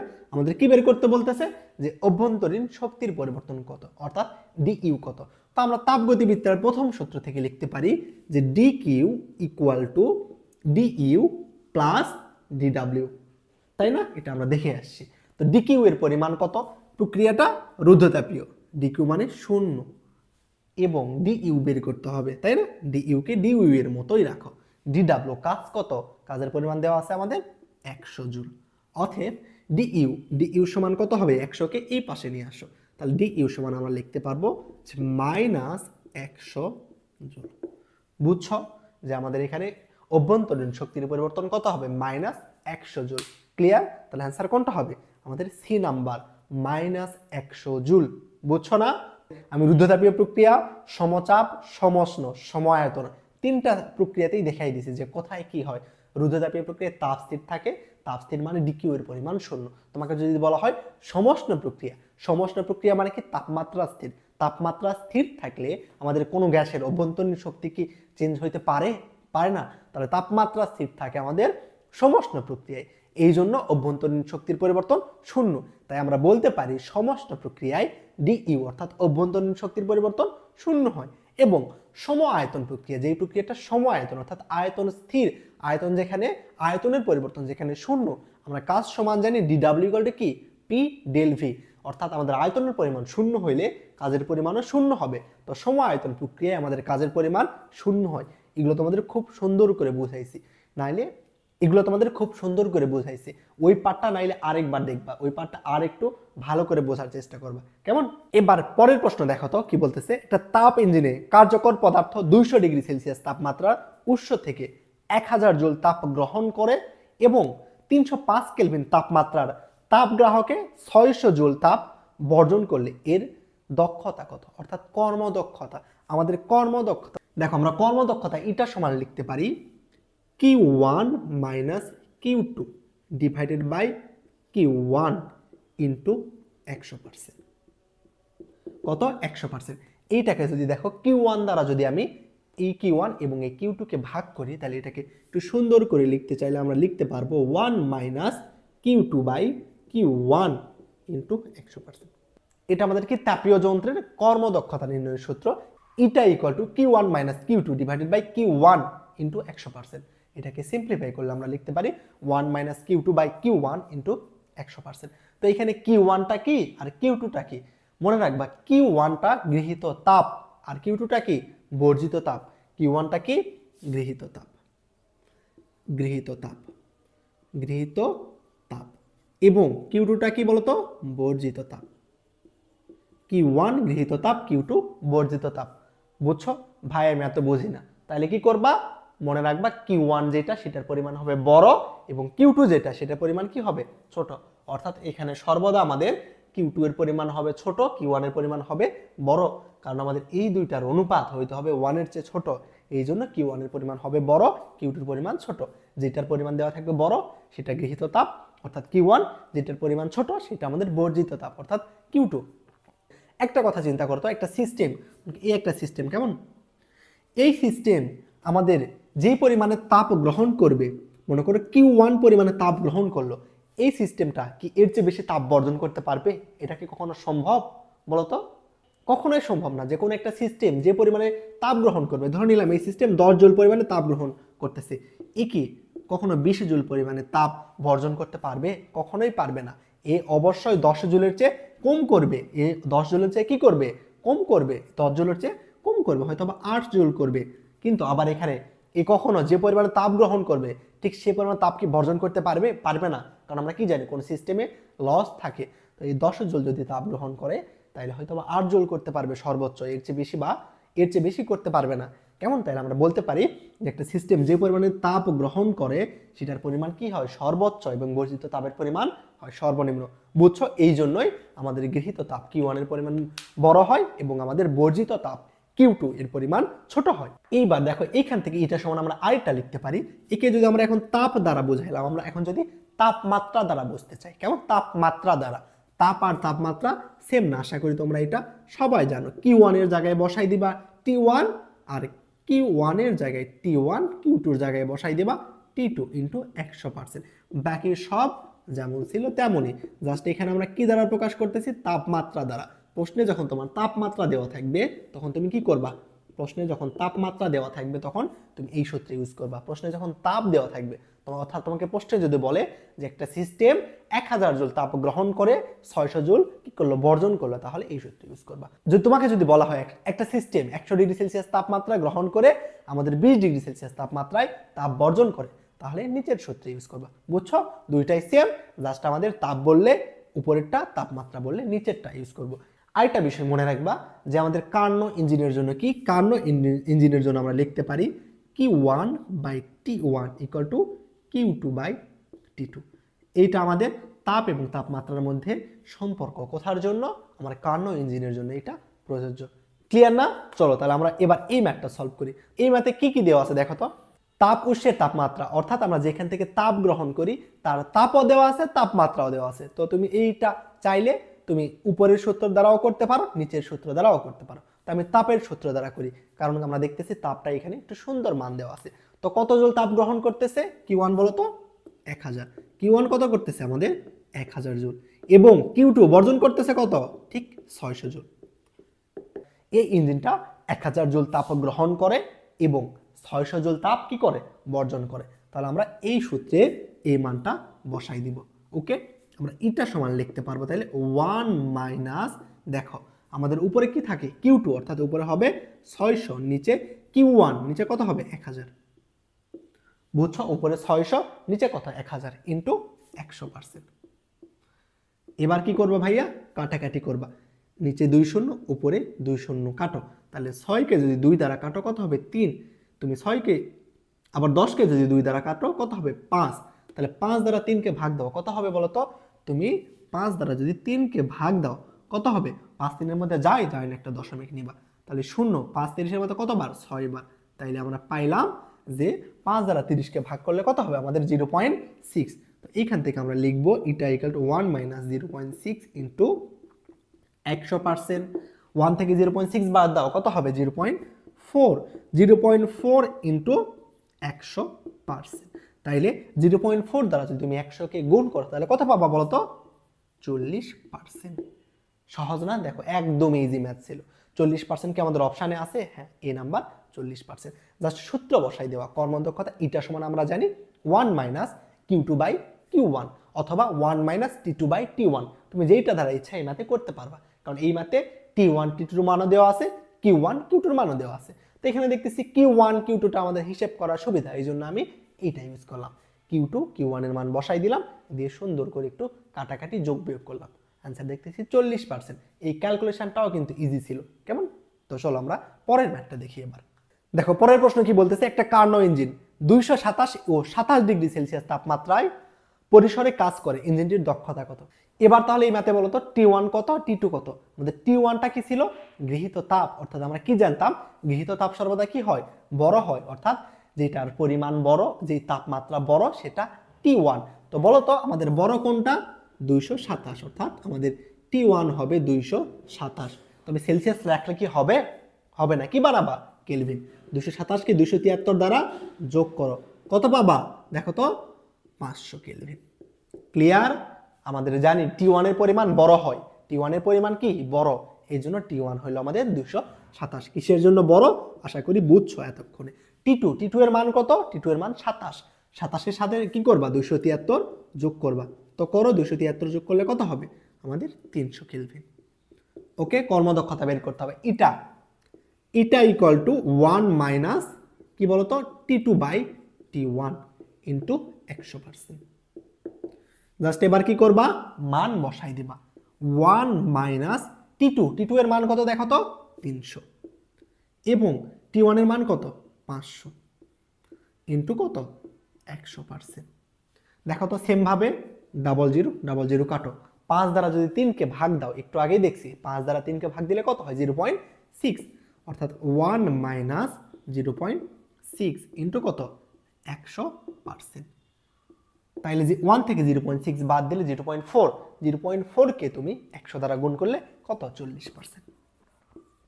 তাহলে বুঝছো এই অ্যান্সার কত হবে 40%। 40% কি অপশনে আছে? বি নাম্বারটা। ক্লিয়ার? আগের ম্যাথের অ্যান্সারও ছিল 40, এই ম্যাথের অ্যান্সারও আমাদের 40%।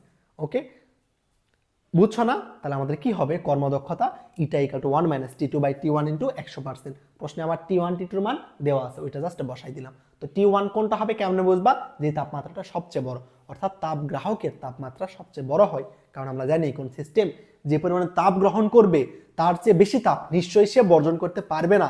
এই জন্য বলতে পারি আমরা যে কোনো সিস্টেমের আমাদের গৃহীত তাপ বড় হইতে পারে অথবা গৃহীত তাপমাত্রাও বড় হবে। ক্লিয়ার?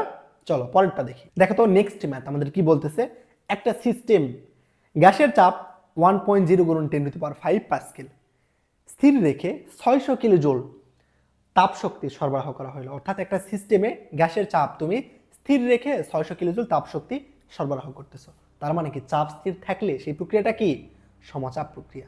অর্থাৎ আমরা বুঝলাম এই প্রশ্নটা সমচাপ প্রক্রিয়া।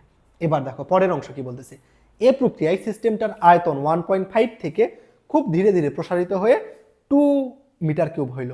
সিস্টেমটির অন্তঃস্থ শক্তির পরিবর্তন কত কিলোজুল। অর্থাৎ অন্তঃস্থ শক্তির পরিবর্তন কার মান বের করতে বলতেছে আমাদের ডিইউ। কার মান বের করতে বলতেছে ডিইউ ইকুয়াল টু ওয়াট, এইটা বের করতে বলতেছে।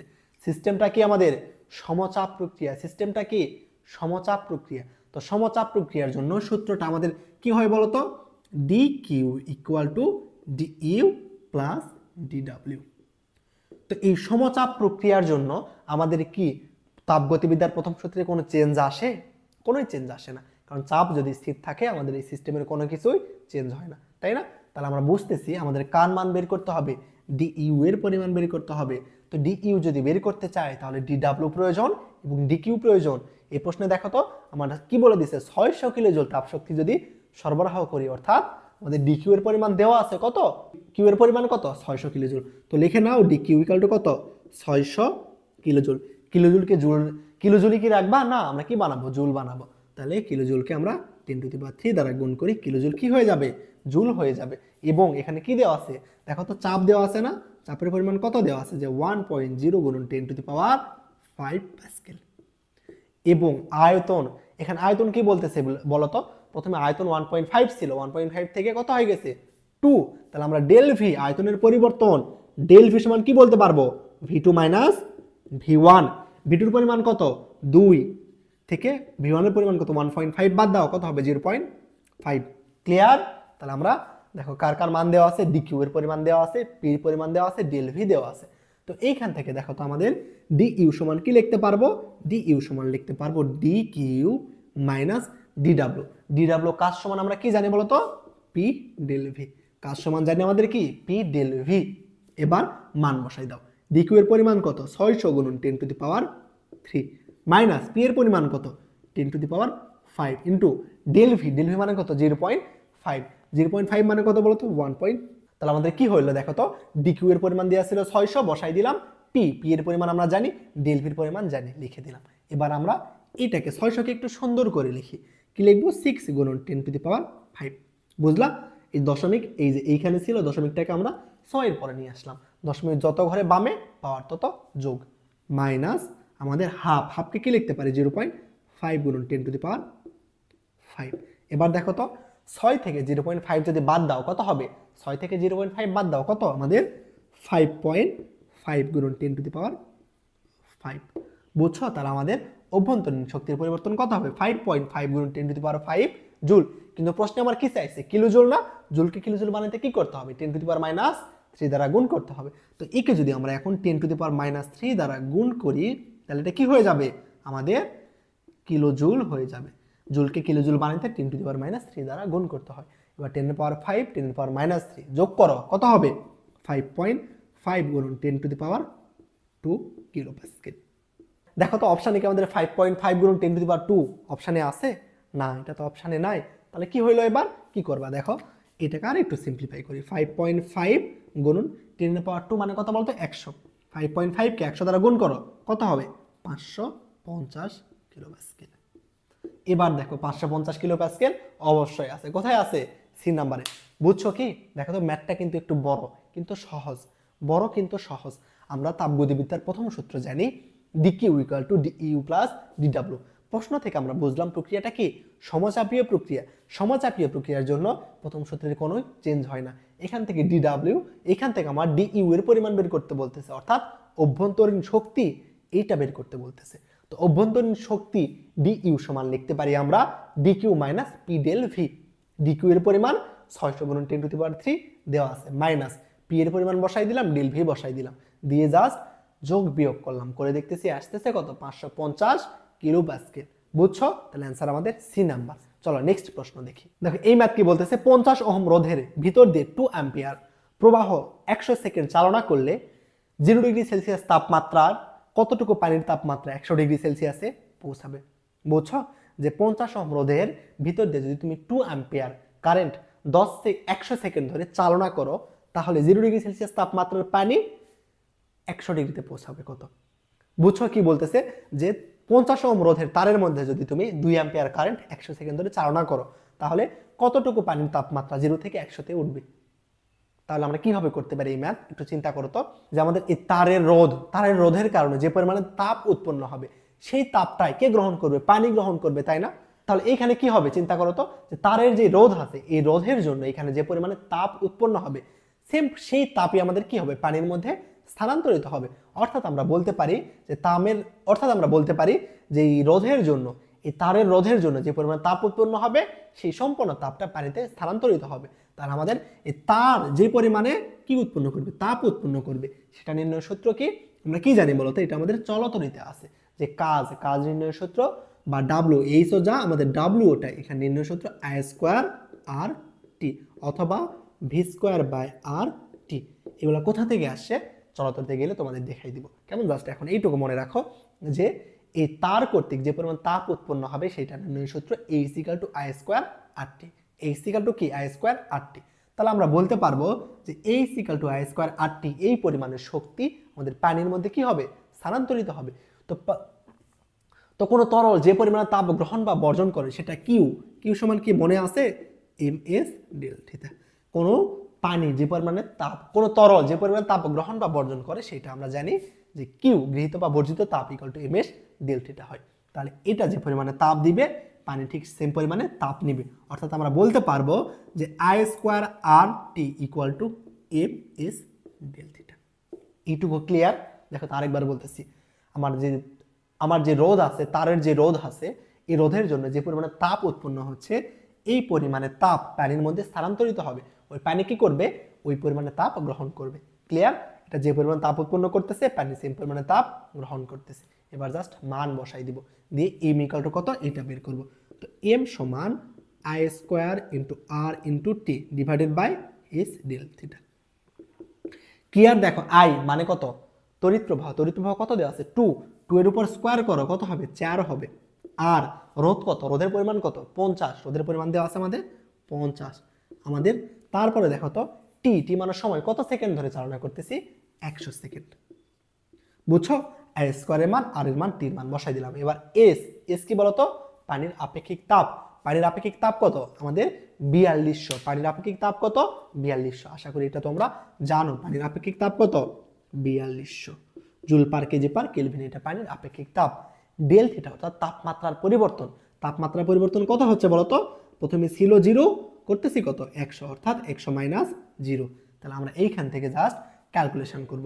তো ক্যালকুলেশন করো তো, এই 100 100 মোকাবিলা। এবার দেখো 1 0 1 0 কাটো, তাহলে উপরে কত হচ্ছে 4 আর 5 গুণ করো কত 20, উপরে হচ্ছে 20, নিচে কত 420, উপরে 20 নিচে 420, আবার কাটো, একটা জিরো কাটো, দেন দেখো 2 দ্বারা এবার 42 কে কাটো, কত হবে 21 হবে। তা আমরা পাইলাম 1 কত 21, 1/21। তো 21, তাহলে 1 কে 21 দ্বারা ভাগ দিলে কত হবে, এটা তোমরা আশা করি বের করতে পারবা। কেমনে দিবা দেখো তো, 21 1 দ্বারা ভাগ দাও, যাবে না, তাহলে কি নিবা দশমিক, তারপর আবার একটা শূন্য নিবা, তাই না, তারপরেও যাচ্ছে না, তাহলে একটা জিরো নিবা, আর কি যাচ্ছে না, তাহলে কি করবা আর একটা শূন্য নাও। তাহলে দেখো তো 21 100-এর মধ্যে কতবার যায় 4 বার, তাই না, 21 100-এর মধ্যে কতবার যায় 4 বার, তাহলে 4 কে 4, 4 2 8 84, 100 থেকে 84 বাদ দাও, কত হবে 16 হবে, তাই না। এরপরে কি করবো, আবার একটা শূন্য নাও, এবার কতবার যাবে দেখো তো, মোটামুটি 7 বার, তাই না, 7 বার, তাহলে আমরা পাইতেছি 0.047, অর্থাৎ 0.047 যেখানে থাকবে সেটাই হবে অ্যান্সার। দেখো তো 0.047 কি আছে, হ্যাঁ ডি নাম্বারে আছে। তাহলে আমাদের বলতে পারবো যে কত কেজি পানির ভরকে, 0.047 কেজি পানির ভরকে আমরা 0 ডিগ্রি থেকে 100 ডিগ্রি তাপমাত্রায় উন্নীত করতে পারবো 100 সেকেন্ড ধরে 2 অ্যাম্পিয়ার কারেন্ট প্রবাহিত করলে। দেখো তো এই ম্যাথটা কিন্তু বেশ গুরুত্বপূর্ণ, এই ধরনের ম্যাথ আমাদের প্রশ্নে এসে থাকে। কি বলতেছিল, একটা তামার তারে একটা 50 ওহম রোধের মধ্যে দিয়ে তুমি যদি 2 অ্যাম্পিয়ার কারেন্ট 100 সেকেন্ড ধরে চালনা করো, তাহলে কত পানির তাপমাত্রা 0 থেকে 100 ডিগ্রিতে নিয়ে যাইতে পারবা। তারটা কর্তৃক যে পরিমাণে তাপ উৎপন্ন হবে সেইটা ইকুয়াল টু পানি ওই পরিমাণে তাপ গ্রহণ করবে। এইখান থেকে জাস্ট এম এর প্রয়োজন, এম ইকুয়াল টু তাহলে r²RT/s ডেল থিটা, সবকিছুর মান দেওয়া আছে, বসাই দিয়ে ক্যালকুলেশন করলাম। ক্লিয়ার। দেখো পরের ম্যাথে দেখো কি বলতেছে, একটা কার্নো ইঞ্জিন 500 কেলভিন এবং 250 কেলভিন তাপমাত্রায় দুইটা আধারের মাধ্যমে পরিচালিত হয়। প্রত্যেক চক্রে ইঞ্জিন যদি উৎস থেকে 1 কিলো ক্যালোরি তাপ গ্রহণ করে, তাহলে প্রত্যেক চক্রে তাপ গ্রাহকের তাপ বর্জন করার পরিমাণ কত। কি বলতেছে, একটা ইঞ্জিন 500 কিলো প্যাসকেল এবং 250 কিলো প্যাসকেল তাপমাত্রার মাধ্যমে কাজ করে, অর্থাৎ T1 এর পরিমাণ কত, T1টা কি হয় আমাদের উচ্চ তাপমাত্রা, অর্থাৎ T1 হবে 500 এবং T2 হবে কত বলতো 250। এইটা তো আমরা বুঝি, তাই না, অন্য কিছু বুঝি বা না বুঝি অন্তত এইটা বুঝি, T1 এর পরিমাণ বড়, T2 এর পরিমাণ ছোট। এবার দেখতেছি কি বলতেছে, ইঞ্জিন 1 কিলো ক্যালোরি তাপ গ্রহণ করে, কি করতেছে 1 কিলো ক্যালোরি তাপ গ্রহণ করে, যে পরিমাণে তাপ গ্রহণ করে সেটা কি, কার মান, Q1 এর পরিমাণ, অর্থাৎ আমাদের এখানে Q1 দেওয়া আছে, Q1 সমান কত 1 কিলো ক্যালোরি। কিলো ক্যালোরিকে কি তুমি কিলো ক্যালোরি রাখবা না, কিলো ক্যালোরিকে আমরা ক্যালোরি বানাই দিই। তো 1 কিলো সমান কত বলো তো 1000 ক্যালোরি।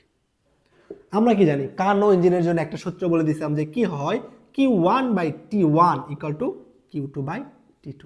বুঝছো, এই প্রশ্ন আমার কার মান বের করতে বলতেছে, Q2, অর্থাৎ বর্জিত, কি পরিমাণ তাপ বর্জন করবা সেটা। তাহলে এখান থেকে জাস্ট মানগুলা বসাই দাও সুন্দর করে, তাইলেই হবে।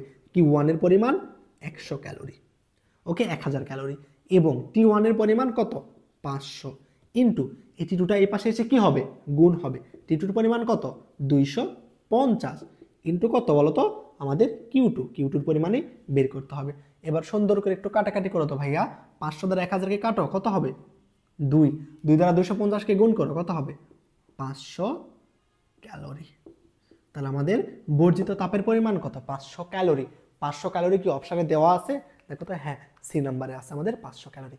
বুঝছো কি, খুবই কিন্তু ইজি ম্যাথ ছিল, যে আমরা কার্নো ইঞ্জিনের জন্য জানি Q1/T1 ইকুয়াল টু Q2/T2, তাই না, Q1/T1 ইকুয়াল টু Q2/T2।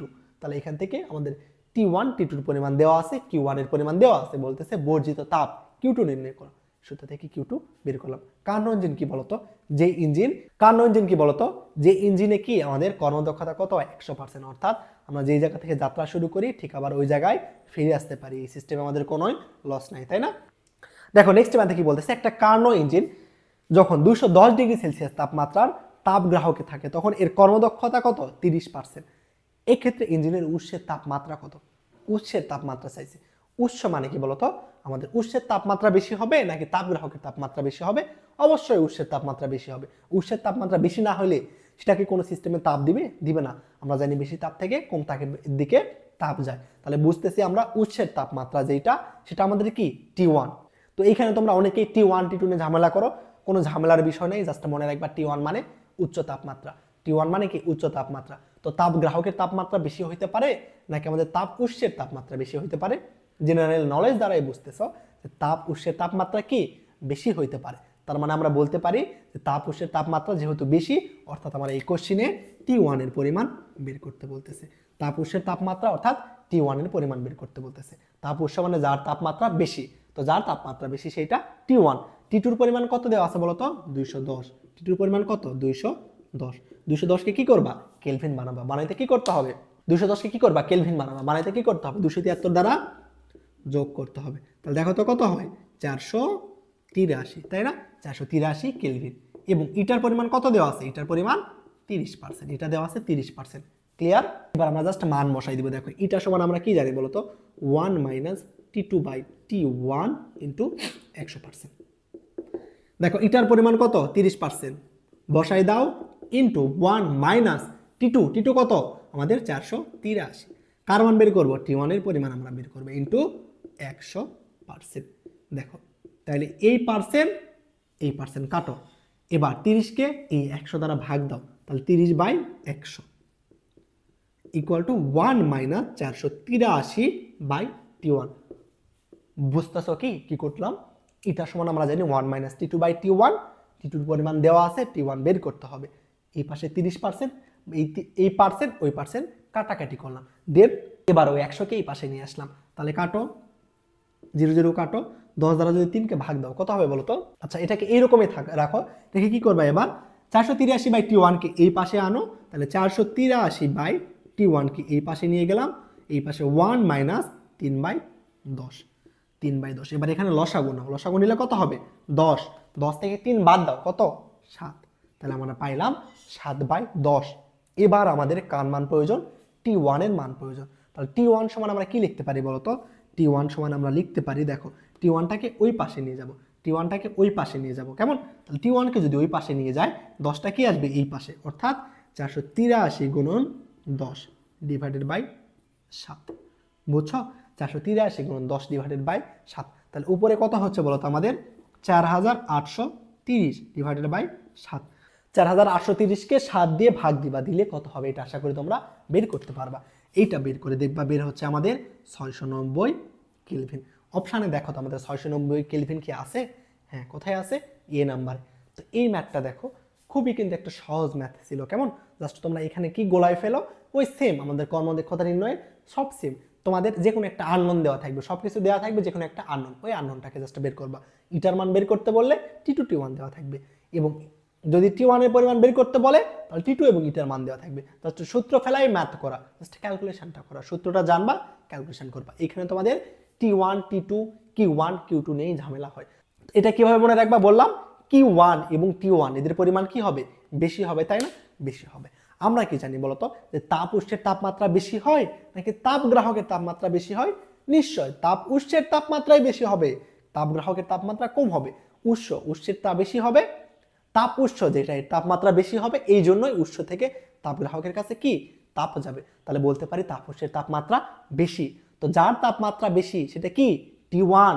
যার তাপ বেশি সেটা কি? Q1। অর্থাৎ বলতে পারি তাপ উৎসের তাপ Q1, তাপ উৎসের তাপমাত্রা T1। এবার ক্লিয়ার? আশা করি বুঝতে পারছো তোমরা। দেখো তো নেক্সট ম্যাথ দেখো কি বলতেছে? একটা কার্নো চক্রে সমতলীয় ও রুদ্ধতাপীয় প্রক্রিয়ার সংখ্যা যথাক্রমে কয়টি? তো কার্নো চক্রে প্রথমে কি হয় বলতো? কার্নো চক্রে আশা করি তোমরা এটা সবাই জানো যে কি হয়। কার্নো চক্রে আমাদের এরকম একটা কি হয়, প্রথমে সমষ্ণ প্রসারণ কি হয়, এটাকে আমরা বলবো সমষ্ণ প্রসারণ। কার্নো চক্রে আমাদের কি হয়? প্রথমে সমষ্ণ প্রসারণ হয়, তারপরে আমাদের কি হয়? আমাদের রুদ্ধতাপীয় প্রসারণ। তারপরে কি প্রসারণ? রুদ্ধতাপীয় প্রসারণ।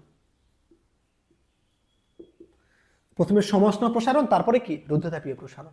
তারপরে সিস্টেম কি করবে? আমাদের পিছন দিকে ফিরে আসবে। তাহলে আমাদের কি হবে? তারপরে আমাদের হবে এটা হবে আমাদের সমষ্ণ কি? সমষ্ণ সংকোচন। সমষ্ণ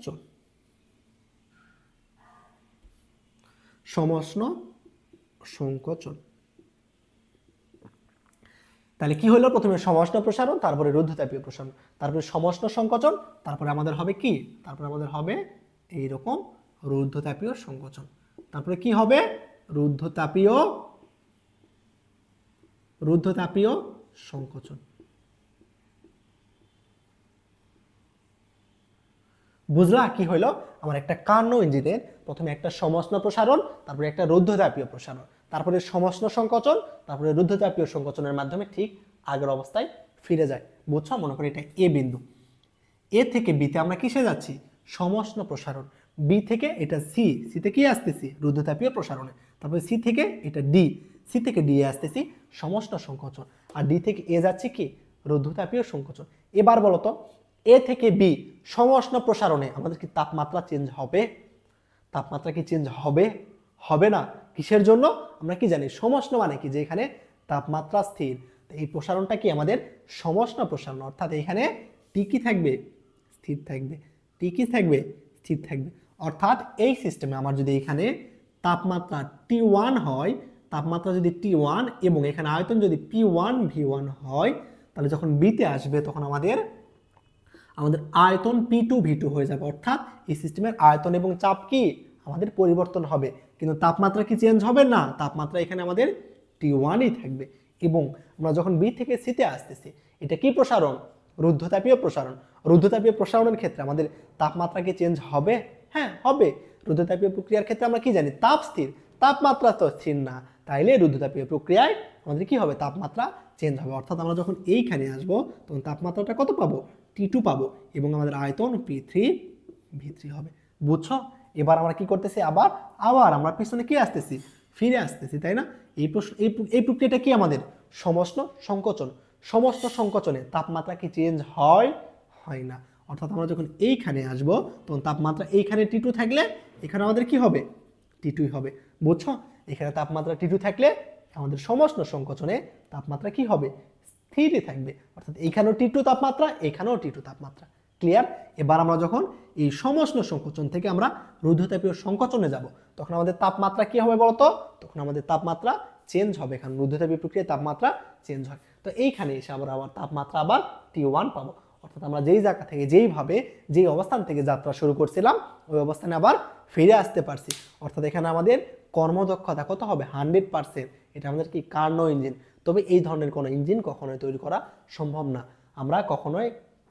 তবে এই ধরনের কোনো ইঞ্জিন কখনোই তৈরি করা সম্ভব না, কারণ আমাদের প্রত্যেক সিস্টেমেই লস থাকে। কেমন? বুঝছো? যে এটা মনে রাখবা, সমষ্ণ প্রক্রিয়ায় তাপমাত্রা স্থির থাকে। অর্থাৎ এই সমষ্ণ প্রসারণে তাপমাত্রা চেঞ্জ হবে না, কিন্তু রুদ্ধতাপীয় প্রসারণে তাপমাত্রা চেঞ্জ। আবার সমষ্ণ সংকোচনে তাপমাত্রা ফিক্সড, রুদ্ধতাপীয় সংকোচনে তাপমাত্রা চেঞ্জ হয়ে আবার আগের তাপমাত্রায় ফিরে যাব। বুঝছো? তাহলে বলো তো এই প্রশ্নের অ্যান্সার কি হবে? যে সমতাপীয় এবং রুদ্ধতাপীয় প্রক্রিয়ায় সংখ্যা কয়টা বলতো? তাহলে বলতো এই প্রশ্নের অ্যান্সার কয়টা হবে? আমরা সমষ্ণ পাই 2টা এবং রুদ্ধতাপীয় পাই কয়টা? 2টা। তাহলে 2,2 অ্যান্সার কোনটা? D number. ক্লিয়ার? দেখো পরের প্রশ্ন কি বলতেছে, এটা জিএসটি 2021-এ আসে একটা প্রশ্ন। একটা কার্নো ইঞ্জিন তাপ উৎস এবং তাপগ্রাহকের তাপমাত্রা 387 ও 127 ডিগ্রি সেলসিয়াস। ইঞ্জিনটি তাপ উৎস থেকে 4500 জুল তাপ গ্রহণ করে কিছু তাপ কাজে রূপান্তর করে এবং অবশিষ্ট তাপ গ্রাহককে বর্জন করে। বর্জিত তাপের পরিমাণ নির্ণয় করতে বলতেছে। দেখো তো এই টাইপের ম্যাথ, সেম টাইপের ম্যাথ আমরা একটু আগে একটা করছি না, যে Q1/T1 = Q2/T2, ওইখান থেকে Q2-র পরিমাণ বের করছিল। দেখো প্রশ্ন যে রিপিট হয় এগুলো তার প্রমাণ। আমাদের জাস্ট কি করতেছে? ভ্যালু চেঞ্জ করে দিচ্ছে, ভাষা চেঞ্জ করে দিচ্ছে, সূত্র ওইটাই আছে, প্রসেস সেমই আছে। আমরা কি জানি বলতো? আমরা Q1/T1 = জানি Q2/T2। ওকে, এই মতে দেখো তো T1 কত? আমাদের 327। T1 কত দেওয়া আছে? আমাদের 327। একে যদি কেলভিন বানাই তাহলে 273 দ্বারা কি করতে হবে? যোগ করতে হবে। তো 273 দ্বারা যদি আমরা যোগ করি তাহলে কত পাবো বলো তো? 600 কেলভিন। এবং T2 এর পরিমাণ দেওয়া আছে কত? T2 দেওয়া আছে আমাদের 127। 127-এর সাথে তুমি যদি এখন 273 যোগ করো তাহলে কত পাবা? 400 পাবা, 400 কেলভিন। এবং আমাদের তাপ গ্রাহকের তাপমাত্রা অর্থাৎ তাপ উৎসের তাপমাত্রা, তাপ উৎস মানে কি বলতো? Q1 এর পরিমাণ দেওয়া আছে কত? Q1 এর পরিমাণ দেওয়া আছে আমাদের 4500 জুল। তো Q2 = হোয়াট? বের করো। Q2 সমান কত হবে? বের করো, জাস্ট বসাই দাও। Q1 এর পরিমাণ কত? 4500। T1 এর পরিমাণ কত? আমাদের 600 ইন্টু T2 কত বলতো? T2 এর পরিমাণ 400 = কত? Q2 বের করতে হবে। 00 00 কাটো। এবার দেখো তো, এবার কি করবা? এই 2 দ্বারা 4কে কাটো, কত? 2 2 দ্বারা 6কে কাটো, কত হবে? 3, তাই না? তাহলে উপরে কত থাকতেছে দেখো তো আমাদের? 45 × 200 ডিভাইডেড বাই কত 3, এই 3 দ্বারা 45কে কাটো, কত হবে 3 15 45, তাহলে আমাদের 15 গুণন 2 কত বলো তো 3000। বুঝছো? তাহলে অ্যান্সার কোনটা হবে 3000 জুল। 3000 জুলকে অপশানে আছে, হ্যাঁ আমাদের ডি নাম্বারে আছে। সেম প্রসেস একটু আগেই করছি, Q1/T1 ইকুয়াল টু Q2/T2। আমাদের T1 T2 Q1 এর পরিমাণ দেওয়া আছে, জাস্ট সূত্রে বসাই দিয়ে যোগ বিয়োগ করবা। এগুলো একদম ইজি ম্যাথ। সূত্র যদি তোমার মুখস্থ থাকে ম্যাথ আপনা আপনি হবে। তো সূত্রগুলো খুব ভালো করে আয়ত্তে রাখবা, নাহলে পরীক্ষায় গিয়ে কিন্তু পারবা না এগুলো।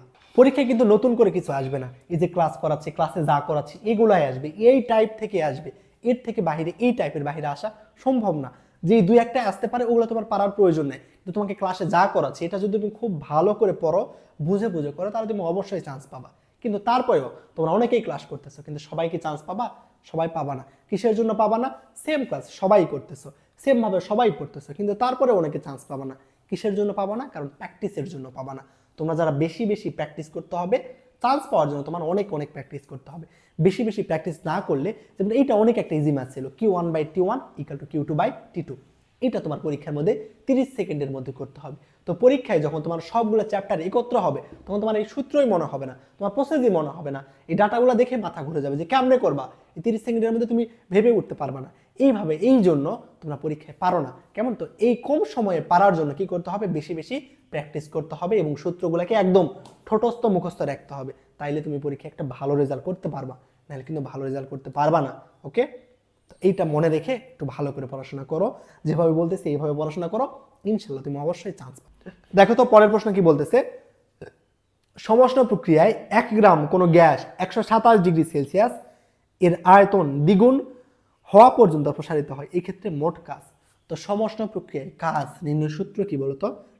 W equal to NRT ln V2/V1। এটা আমাদের কি সমষ্ণ প্রক্রিয়ায় কাজ নির্ণয়ের সূত্র। তো এন এর পরিমাণ কত দেওয়া আছে বলতো? মোল সংখ্যা কি দেওয়া আছে? নাই। তাহলে এন এর পরিমাণ কত হবে? 1। আর এর পরিমাণ আমরা জানি 8.314। এটা আমাদের কি W equal to NRT ln V2/V1। এটা আমাদের সমষ্ণ প্রক্রিয়ায় কাজ নির্ণয়ের সূত্র। এটা তোমাদের প্রথমেই দেখাইছি আমি। টি তাপমাত্রা কত দেওয়া আছে বলতো? 127 ডিগ্রি সেলসিয়াস। তো 127কে যদি কেলভিন বানাও কত হবে? 400 কেলভিন। তাপমাত্রা আমাদের 400 কেলভিন ইনটু লন। দেখো আমরা কি করতেছি, আয়তনকে কি করছি? আয়তনকে আমরা দ্বিগুণ করছি, তাই না? তার মানে V1 সমান যদি V হয়, তাহলে V2 সমান কি লিখতে পারবো? 2V। তার মানে আয়তনকে আমরা কি করছি? দ্বিগুণ করছি। V2 সমান লিখতে পারবো 2V, V1 সমান V কাটো। এবার ক্যালকুলেশন করো। তো ক্যালকুলেশন কেমনে করবা? দেখো 8.314 ইন্টু কত? 400 ইন্টু লন 2। লন 2 এর মান কত? আর একটা কথা, ln 1, ln 2, ln 3, log 1, log 2, log 3 এগুলোর মান তোমাদের মুখস্থ থাকতে হবে, ঠিক আছে? তো দেখো আমরা লন 2 সমান কত জানি? 0.693। এটা আমাদের কত? লন 2 এর মান। তো এই গুণটা, আশা করি এই গুণটা তোমরা পারবা। এখান থেকে আমরা যেটা বের করবো সেটা কি এককে বের হবে বলতো? কাজ আমাদের জুল এককে বের হবে। তো এইটা গুণ করলে কত হইতে পারে একটু চিন্তা করো। 4 আসতে কত? 32। তার মানে উপরে কত হচ্ছে আমাদের? 3200। এখানে কত? 3200। আর এইখানে 0.693, 0.693কে কত ধরবা? 0.5, অর্থাৎ হাফ ধরবা। তার মানে 3200কে যদি আমরা হাফ দ্বারা ভাগ দিই, তাহলে অ্যান্সারটা কত হবে আমাদের? অ্যান্সারটা মোটামুটি হবে আমাদের কত বলতো? 1600 এর মতো, তাই না? অ্যান্সারটা আমাদের কত হবে? 1600 এর মতো, 1600 জুল। অর্থাৎ আসলে কি 1600 হবে না, 1600 এর চেয়ে একটু কি হবে? বড়শো হবে, 1600 এর চেয়ে একটু বড় হবে। তো এইটা এইভাবে এর পরের কাজ তোমরা করবে। অপশানে দেখো জুল এককে আছে, মিলতেছে না, অপশানে জুল এককের সঙ্গে মিলতেছে না, তাহলে কি করবা? ক্যালোরি বানাবা। ক্যালোরি বানানোর জন্য কি করতে হয়? 4.2 দ্বারা ভাগ করতে হয়। তাহলে আমরা কোন এককে পাবো? ক্যালোরি এককে পাবো। করে দেখবা এখানে আসতেছে 4.2 দ্বারা যখন তুমি 1600কে ভাগ দিবা, আচ্ছা 4 দ্বারা যখন তুমি 1600কে ভাগ দিবা, কত হবে বলতো? অ্যান্সার 400। অ্যান্সার 400। তবে আমাদের অ্যাকুরেট অ্যান্সার কি 400 হবে? না, অ্যাকুরেট অ্যান্সার কি হবে? 400 এর চেয়ে একটু বড় হবে, 400 এর চেয়ে ভালোই বড় হবে। কিভাবে? আমরা 0.693কে কি ধরছি এখানে? 1/2 ধরছি। 0.693কে সুবিধার জন্য আমরা ধরছি কত? 1.2। তো 0.693 মানে কত? 0.7। 0.7 কোথায়? 0.5 কোথায়? অর্থাৎ আমরা 0.2 কম ধরছি। তো 0.2 এর জন্য মানটা কিন্তু আরো অনেক বেড়ে যাবে। অ্যান্সারটা 400 এর চেয়ে যেটা বড় সেইটা হবে। 400 এর চেয়ে বড় অপশন আমাদের কয়টা আছে দেখো তো? 400 এর চেয়ে বড় অপশনে আমাদের একটাই আছে। কত?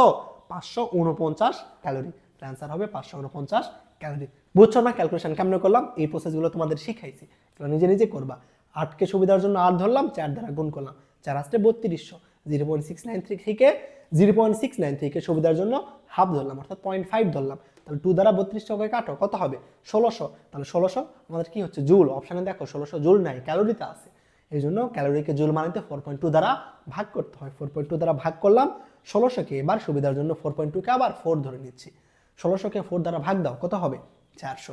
তার মানে আমাদের অ্যাকুরেট অ্যান্সার যেটা হবে 400, সেটা বড় হবে। কিসের জন্য? 0.69 থেকে আমরা 0.5 ধরছি, সেই জন্য। তাহলে এইখান থেকে বের করে দেখবা অ্যান্সার 400 এর চেয়ে বড়। 400 এর চেয়ে বড় আমাদের একটাই আছে, ডি নাম্বার 549। বুঝছো কি? অবশ্যই বুঝছো। এগুলো তোমাদের করাইছি, এগুলো তোমাদের পারতে হবে, কেন পারবা না?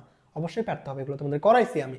হাতে ক্যালকুলেশন এগুলো পারা লাগবে, যেই ক্যালকুলেশনই দেখ না কেন পারতে হবে তোমার, অবশ্যই পারবা। জাস্ট যেভাবে করাচ্ছি এভাবে নিজে নিজে প্র্যাকটিস করবা, তাহলেই পারবা তুমি। দেখো নেক্সট ম্যাথ, দেখো কি বলতেছে, একটা বরফ উপর থেকে ভূমিতে পতিত হইল, এতে পতন শক্তির 50% তাপে রূপান্তরিত হয়, বরফ খণ্ডটি 1/4 গলে গেল, খণ্ডটি কত উচ্চতা থেকে পতিত হইল? দেখো বোঝার চেষ্টা করে কি বলতেছে। এরকম মনে করো যে এই উচ্চতা থেকে, কেমন এই উচ্চতা থেকে, এই উচ্চতা একটা কি ছিল, বরফ খণ্ড ছিল, এম ভরের একটা বরফ খণ্ড ছিল। এই উচ্চতায় এম ভরের একটা বরফ ছিল। এই বরফটা যখন ভূমিতে পতিত হইলো, ভূমিতে পতিত হওয়ার পরে 1/4 কি হয়ে গেল, গলে গেল। ঠিক আছে, বরফটা এই উচ্চতায় ছিল, এই উচ্চতা থেকে যখন ভূমিতে পড়ে, ভূমিতে পড়ার জন্য 1/4 কি হয়, গলে যায়। এখন প্রশ্নে বলতেছে যে তোমার কত উচ্চতা থেকে বরফটা পড়ছে এইটা নির্ণয় করো। তো দেখো তো বরফটা যখন এই উচ্চতায় ছিল, এর মধ্যে একটা শক্তি আছে না, কি শক্তি, বিভব শক্তি কত, mg h।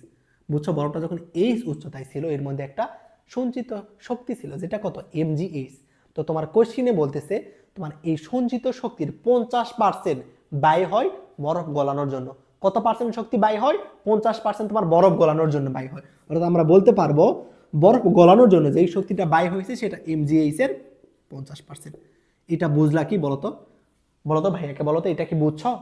কি হইলো যে একটা বরফ এই উচ্চতায় ছিল, এই উচ্চতায় বরফটার বিভব শক্তি কত, mgh। এই উচ্চতায় বরফটার বিভব শক্তি mgh। প্রশ্নে বলতেছে এই শক্তির 50% বরফ গলার জন্য ব্যয় হয়, অর্থাৎ বরফ গলতে যে শক্তি লাগে সেই শক্তিটা এর 50% ব্যয় হয়। আমরা বলতে পারি তাহলে mgh এর 50% শক্তি বরফ গলাতে সহায়তা করে। কেমন? তাহলে এই শক্তি আমাদের বরফ গলনে কি হয়েছে, সহায়তা করছে। তো বরফ গলনের সুপ্ত তাপ কত বলতো? বরফ গলনে আমরা তাপ জানি mLF। বরফ গলনের সুপ্ত তাপ কত হয়, mLF। অর্থাৎ বরফ গলনে গৃহীত তাপ, বরফ গলতে যে পরিমাণ তাপ গ্রহণ করবে সেটা সমান কি, mLF। তাহলে আমরা বুঝলাম যে mgh এর 50% বরফ গলনের জন্য কি করে, সহায়তা করে। তাহলে আমরা বলতে পারবো মোট শক্তির 50% শক্তি কি হচ্ছে, আমাদের বরফ গলাতে সহায়তা করতেছে। তার মানে এই শক্তিটা যেটা ব্যয় হচ্ছে, সেই শক্তি কে গ্রহণ করতেছে, আমাদের বরফ গ্রহণ করতেছে। বুঝছো? তাহলে বরফ থেকে পানি হওয়ার জন্য যেই শক্তি সেটা আমাদের mLF। বুঝছো না প্রশ্নে কি বলতেছে, যে মোট শক্তির 50% বরফ গলনে ব্যয় হয়। তাহলে বরফটা যে পরিমাণে তাপ গ্রহণ করবে সেটা বরফ করতে গৃহীত তাপ কত, mLF। আমরা জানি কিউ সমান আমাদের কি হয়, বরফ গলনে যে পরিমাণ তাপ সেটা কত, mLF। আমরা বরফ যে পরিমাণ তাপ গ্রহণ করতেছে সেইটা লিখলাম ইকুয়াল টু কত, 50% mgh। কিন্তু এখানে ভর কত হবে বলতো, 1/4 বরফ গলে যায়, তাহলে m এর 4 ভাগ হবে। তাহলে 1/4 বরফ গলে গেলে m এর 4 ভাগ। এবার কি করবা, ক্যালকুলেশন করবা, m কাটো। আমার কার মান প্রয়োজন, h এর মান প্রয়োজন না। তো 0.5 যেটুকু আমরা কি লিখতে পারি বলতো, 0.5।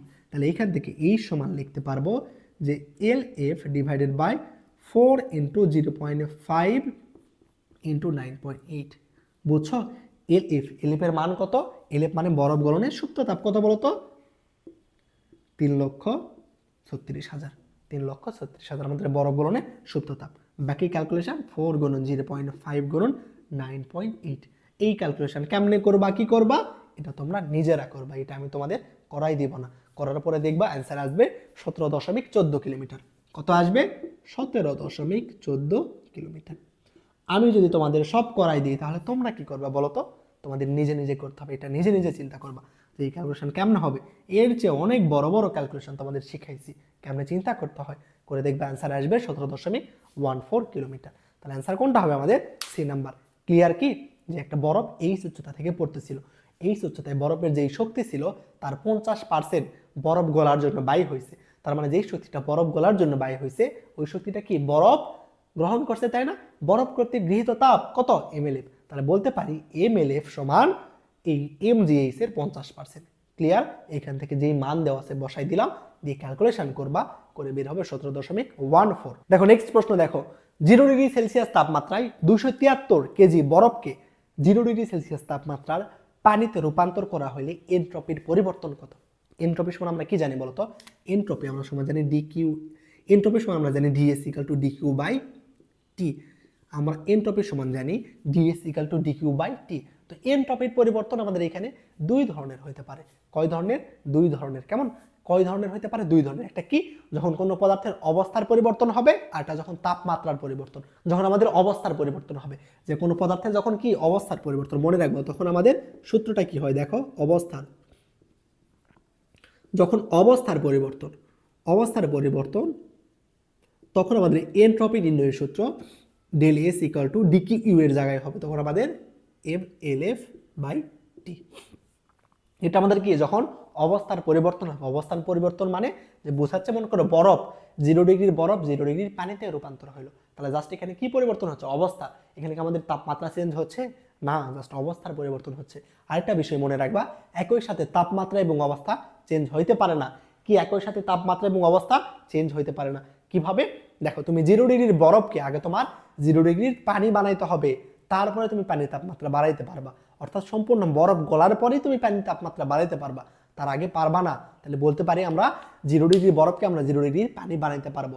তাইলে এখানে আমাদের জাস্ট কি অবস্থার পরিবর্তন হচ্ছে, তাপমাত্রা 0 আছে। এবার 0 পানিকে আমরা 100 পানি বানাইতে পারবো। 0 পানিকে কত? 100 পানি বানাইতে পারবো। এখানে জাস্ট তাপমাত্রা চেঞ্জ হবে, অবস্থার চেঞ্জ হবে না।